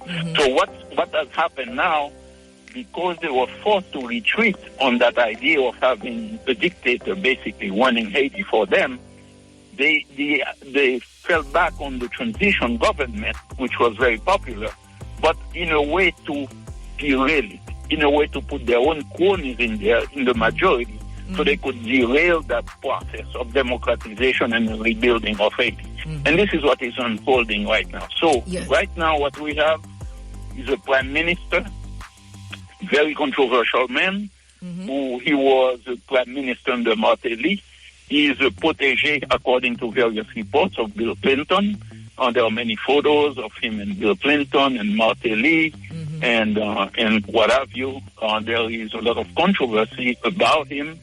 He had stayed in office as prime minister under Martelly for about 7 months, during which time there is a judge in Haiti, Judge Dimanche, who had actually in January issued a warrant for the arrest, not only of him, but other high elected officials, previous senior elected and non-elected officials, people who were high-level functionaries, and that it was an international warrant for the arrest of these people. And actually the warrant in his case was lifted on May 16th, just in time for him to be appointed prime minister. And the appointment is very much believed by many people of Haiti to be part of U.S. pressure, because it is regarded as a darling of Bill Clinton, as their protege, and it seems more and more reports are coming out about the direct meddling again in that choice to have this guy in there. Right. So that's what we are looking at. Yeah. This is a pitiful situation. I use pitiful deliberately, because here we have, once again, being forced upon the people of Haiti, the minions of the United States, and the core group, as you say, the United States and those from Europe and so on.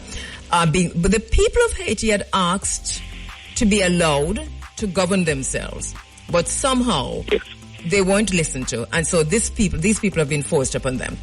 In addition to that, what can you tell us now? So we have a puppet government in place, installed by them, a protege of Bill Clinton, who has not yet properly apologized for what he and his wife did to Haiti, and we'll come back to that.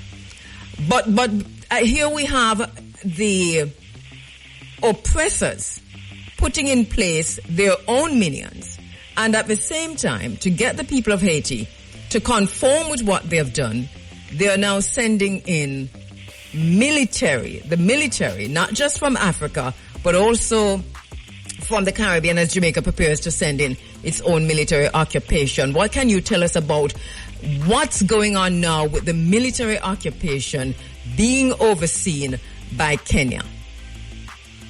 Yes, and it's shameful, it's disgusting, and we had there's a lot of opposition to that. I know Haitians in New York actually had gone to Washington, D.C., and they had demonstrated while President Ruto was being from Kenya was at the White House, and Haitians had demonstrated calling him a slave, that is doing the bidding of the U.S. and those imperialist racist powers in the exploitation and the repression in Haiti. So basically, the way we see it in Haiti, and what I mean is Haiti Action Committee had called for a day of solidarity with Haiti. And I have to say that the great Guyanese, the legendary Guyanese freedom fighter, Kheru, who was a member of parliament also in Guyana and fought for the independence struggle there, he went on a fast, he went on a fast, a 24-hour fast on that day in solidarity with Haiti. Also, we have the poet, the writer from Kenya, who was jailed for because he believed in a Kenya that would be standing strong and firm. He wrote a very powerful letter, and his name is Ngugi Wa Thiong'o. Wrote a very powerful letter, and it's on the internet. Yes, I've seen it. And yes, these are powerful voices, because when you talk about Ngugi Wa Thiong'o, I mean, everybody recognizes that name immediately. And these are very powerful people. Yusuf Kiwana, who has gone on 24-hour fast. You have Ngugi, who has intervened in writing a letter. Powerful people from Kenya who are saying, basically, what is happening is a travesty. But yet we have this unfolding. It seems as if Kenyan troops have already landed in Haiti. Yes, there are some who have not quite. Let me rephrase that. There have been some high-level delegations from Kenya coming in supposedly to prepare the terrain, but the troops that have landed are actually U.S. troops that have landed in Haiti, supposedly to prepare a base for the Kenyan troops. However, this is what is really enraging Haitian, and it shows something that's going on. About 10 days ago, people from Grecier and other neighbors in Port-au-Prince, another neighbor, I forgot the name at the time, they were attacked again by the death squads, by the bandits, and chased out of their homes and what have you, and they are living in the port. So we're talking about thousands of families who have been expelled. And so it appears to many people that even though you have a force that's on the ground, these are U.S. troops, but there wasn't any attempt to protect the population from these people. Supposedly, they are there to build this base. Secondly, there was about a week ago, 2 young missionaries from the U.S. were being attacked, not too far from where the U.S. troops were, at the airport. It's about less than a 10-minute ride in traffic in Haiti, but this happened at about 8:30 p.m., 9 p.m. that evening. And those troops, despite the many calls that they were making for assistance, those heavily armed troops never went to rescue them, never went to support their own people. So the Haitians are looking at this, and they are saying, this follows the same pattern we've had in the past, where the UN troops were present when the Haitian police and their affiliates, the death squad, were hacking people to death, or killing people, burning their homes, and they never did a thing to support people. And I'm going back to the first, back in the mid-90s, when you had those home invasions, you had members of the Haitian police at the time, or former Haitian soldiers, were actually attacking folks. And when people were calling these UN troops to say, look, we are being attacked, send help. Oh, no, we are not here for that. Then they are using that as an excuse to say that's why they are coming to Haiti. So people aren't fooled by any of these shenanigans. It appears that this whole invasion, this whole reinforcement of the occupation has other things in mind. It's building of a base in Haiti. And it's not to protect, it's not for humanitarian reasons. It's not to protect the Haitian people. It's more in line with plans they have to continue maintaining the system that exists now, a corrupt system that is allowing them to plunder the resources of Haiti. Of course. And also maintain the status quo. Yes, and let us not forget that they're also doing this as a deterrent in their own thinking, but I don't think that will work for China. this Cold War that's ongoing with China in Caribbean waters. It's ridiculous. So we understand that they are milking Haiti of its minerals, and at the same time setting up bases to threaten China in the Caribbean waters. This is a very serious thing. The Caribbean is heavily involved in this, including Jamaica. I am ashamed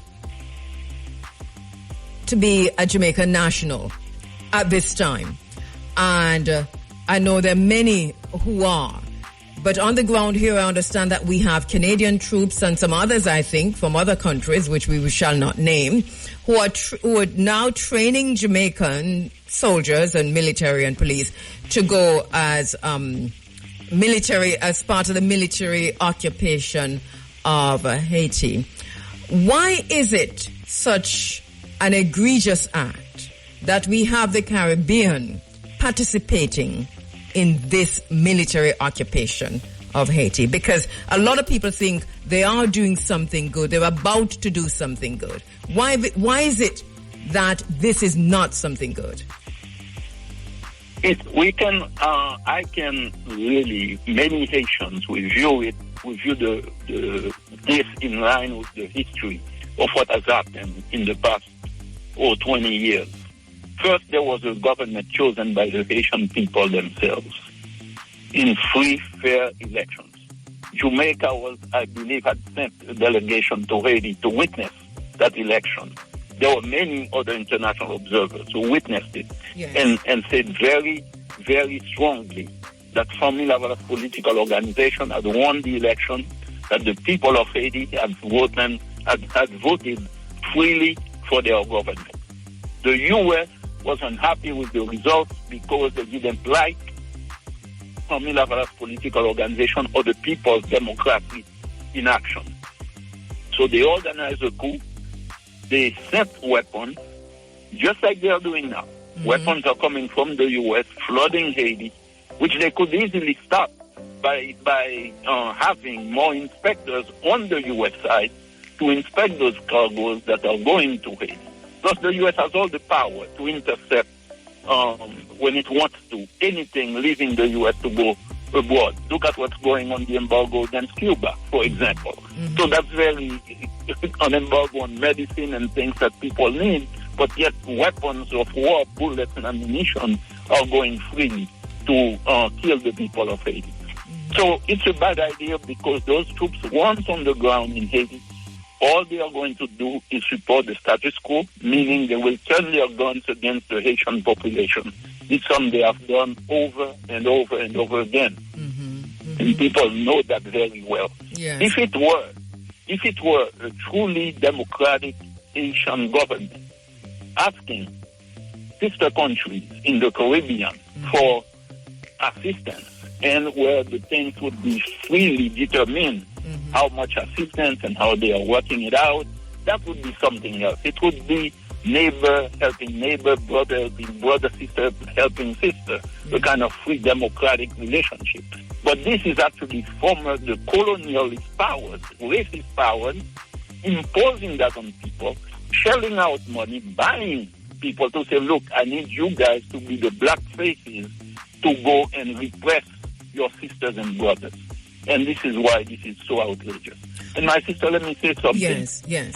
I understand your outrage when you say that you're ashamed of being from Jamaica because Jamaica is participating in this. However, I can say this. I'm so very proud of you. You're in the tradition of Bookman and John Maxwell in standing up against injustice, in standing up against imperialism and colonialist oppression. Thank you so much, my brother. Please, we are so very grateful for your work and so much in solidarity with you as you are with us. Thank you for that. Do you know that we have a situation here on the island where Jamaican people are out of empathy and understanding the brotherhood and the sisterhood, that kind of, generally speaking, that kind of a relationship with the Haitians, who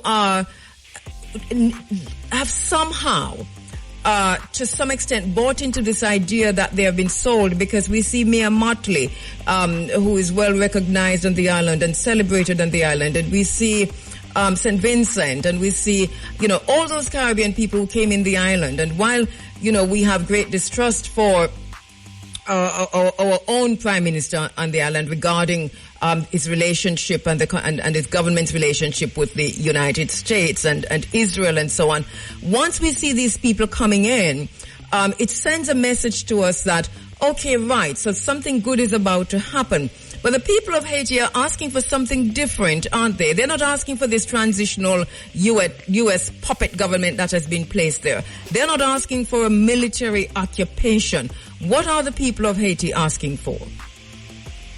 What the people have asked for is a real, what they call a transition government of rupture with the old system.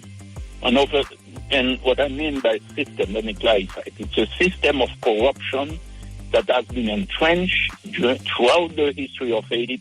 After the revolution, we had some good government under Jean-Jacques Dessalines.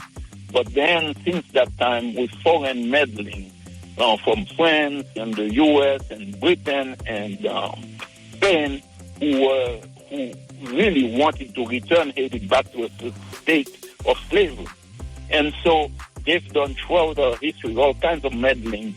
And it's thanks to the powerful bravery of our foremothers and forefathers that Haiti has remained a state for the past 200 and plus years. Now, what these people are doing is trying to undermine that. And so when the people of Haiti wanted to break with the system by electing from Milapalas political organization, the U.S. kidnapped President Aristide, removed that government, and killed, and through its death squad, Guy Philippe and those people, killed a lot of the elected officials, including members of the population. We are talking about 10,000 people killed during the 2004 coup d'etat, and the killings are continuing today. So what we are seeing with a lot of those so-called gangs that are called paramilitary death squads that are working with the Haitian government is this continuation of the coup. So people today are calling for a true transition government consisting of people of character, people who are not part of the PHTK, as many of them in the current transition government have been put in there. They are part of for the most part, affiliated with the PHTK regime. These are trying to continue to maintain the same system, and those troops coming in will be to show up this undemocratic cabal that has taken over this beautiful idea of a transition government to rebuild the country. Basically, people want the money, the tax money that people are paying to be invested in the judicial system, in providing for a police force that is not corrupt, to remove the corruption from the public administration.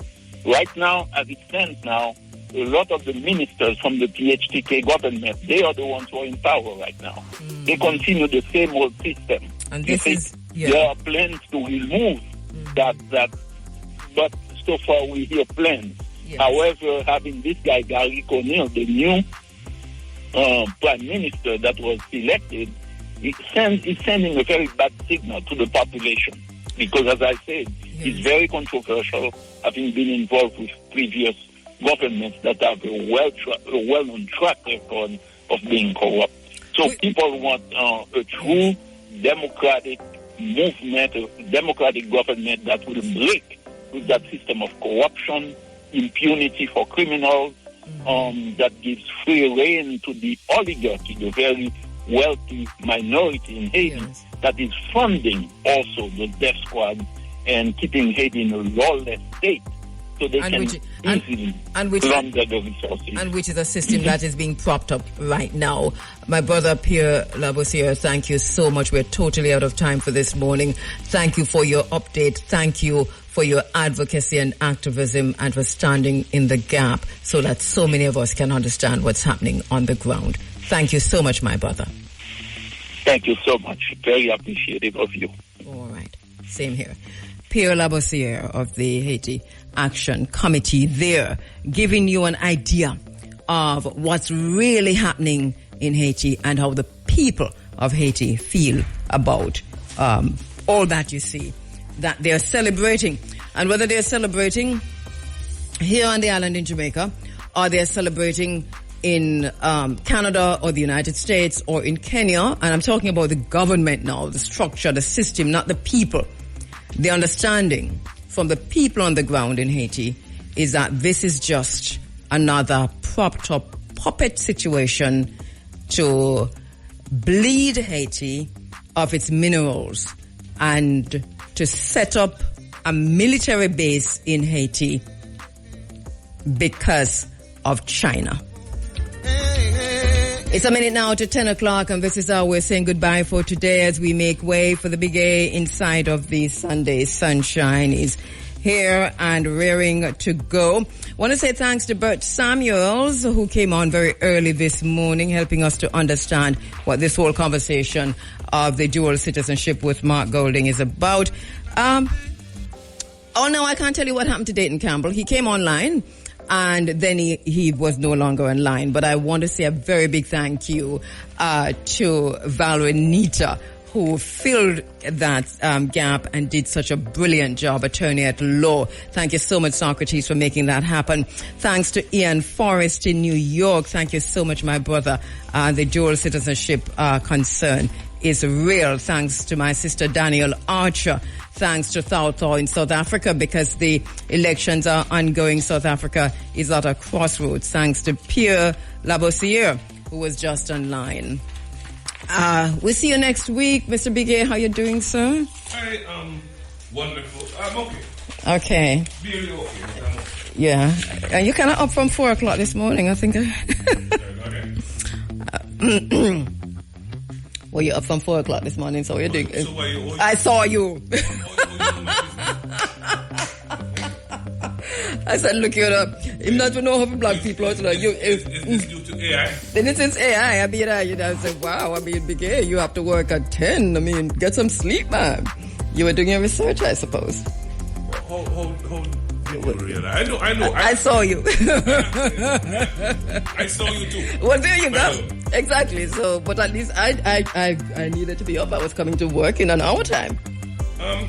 Unfortunately, I suffer from a condition called a biphasic sleeping pattern.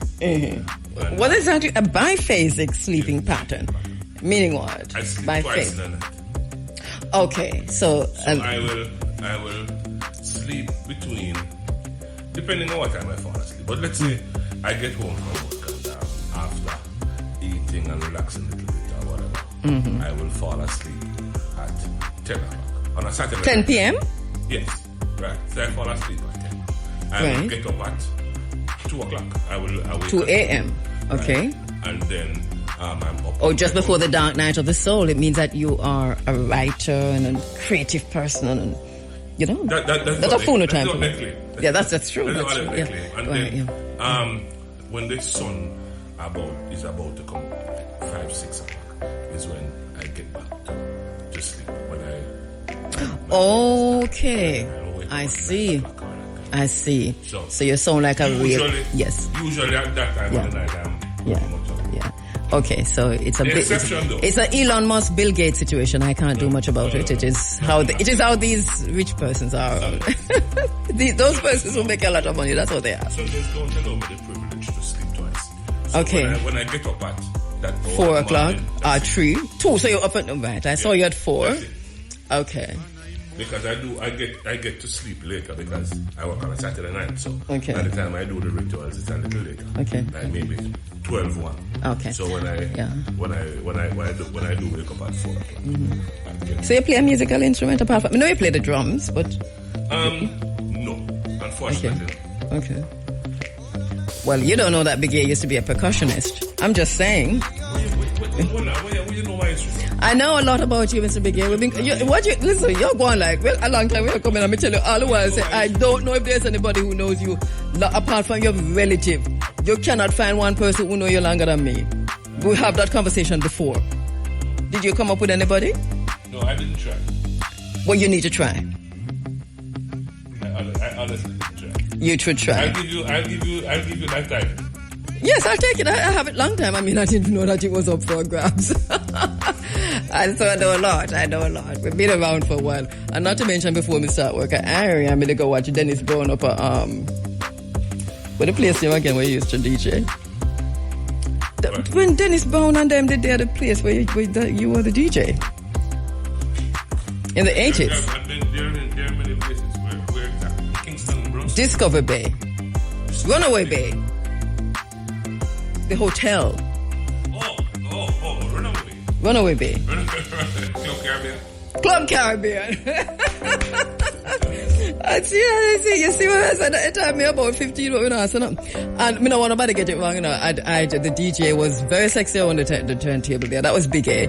And it was, those days are kind of gone though, Big A. I mean the sexy days, but I mean the days of them big shows that were, them artists that used to come, and it's kind of different now. What would do them days there? They wouldn't work anymore? The music has changed significantly. Yes, but so? It has changed.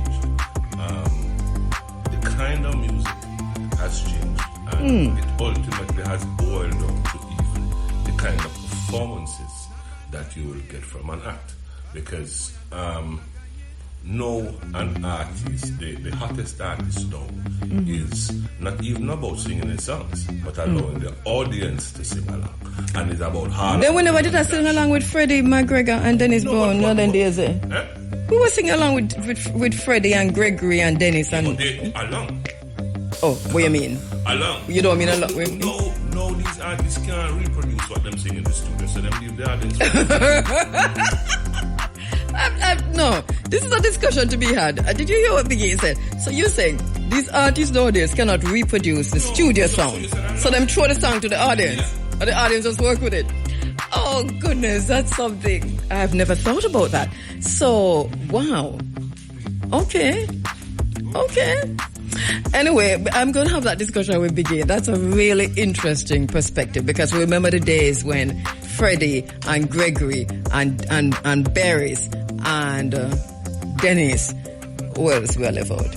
But all of them artists there who used to come down, and then you have a DJ and you have and we sang along. I mean, those were beautiful days.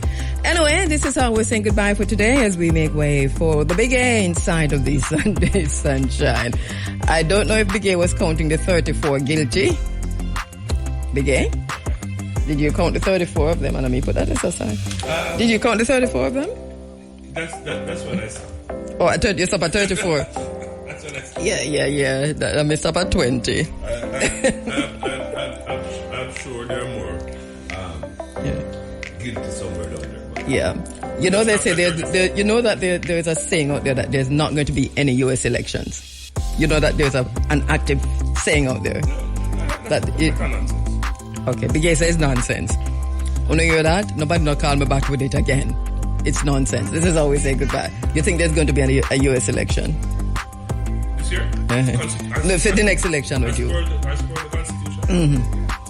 Alrighty, go tell them on how they see you next week, inshallah. Take 7 minutes from Big A. Please to pardon me.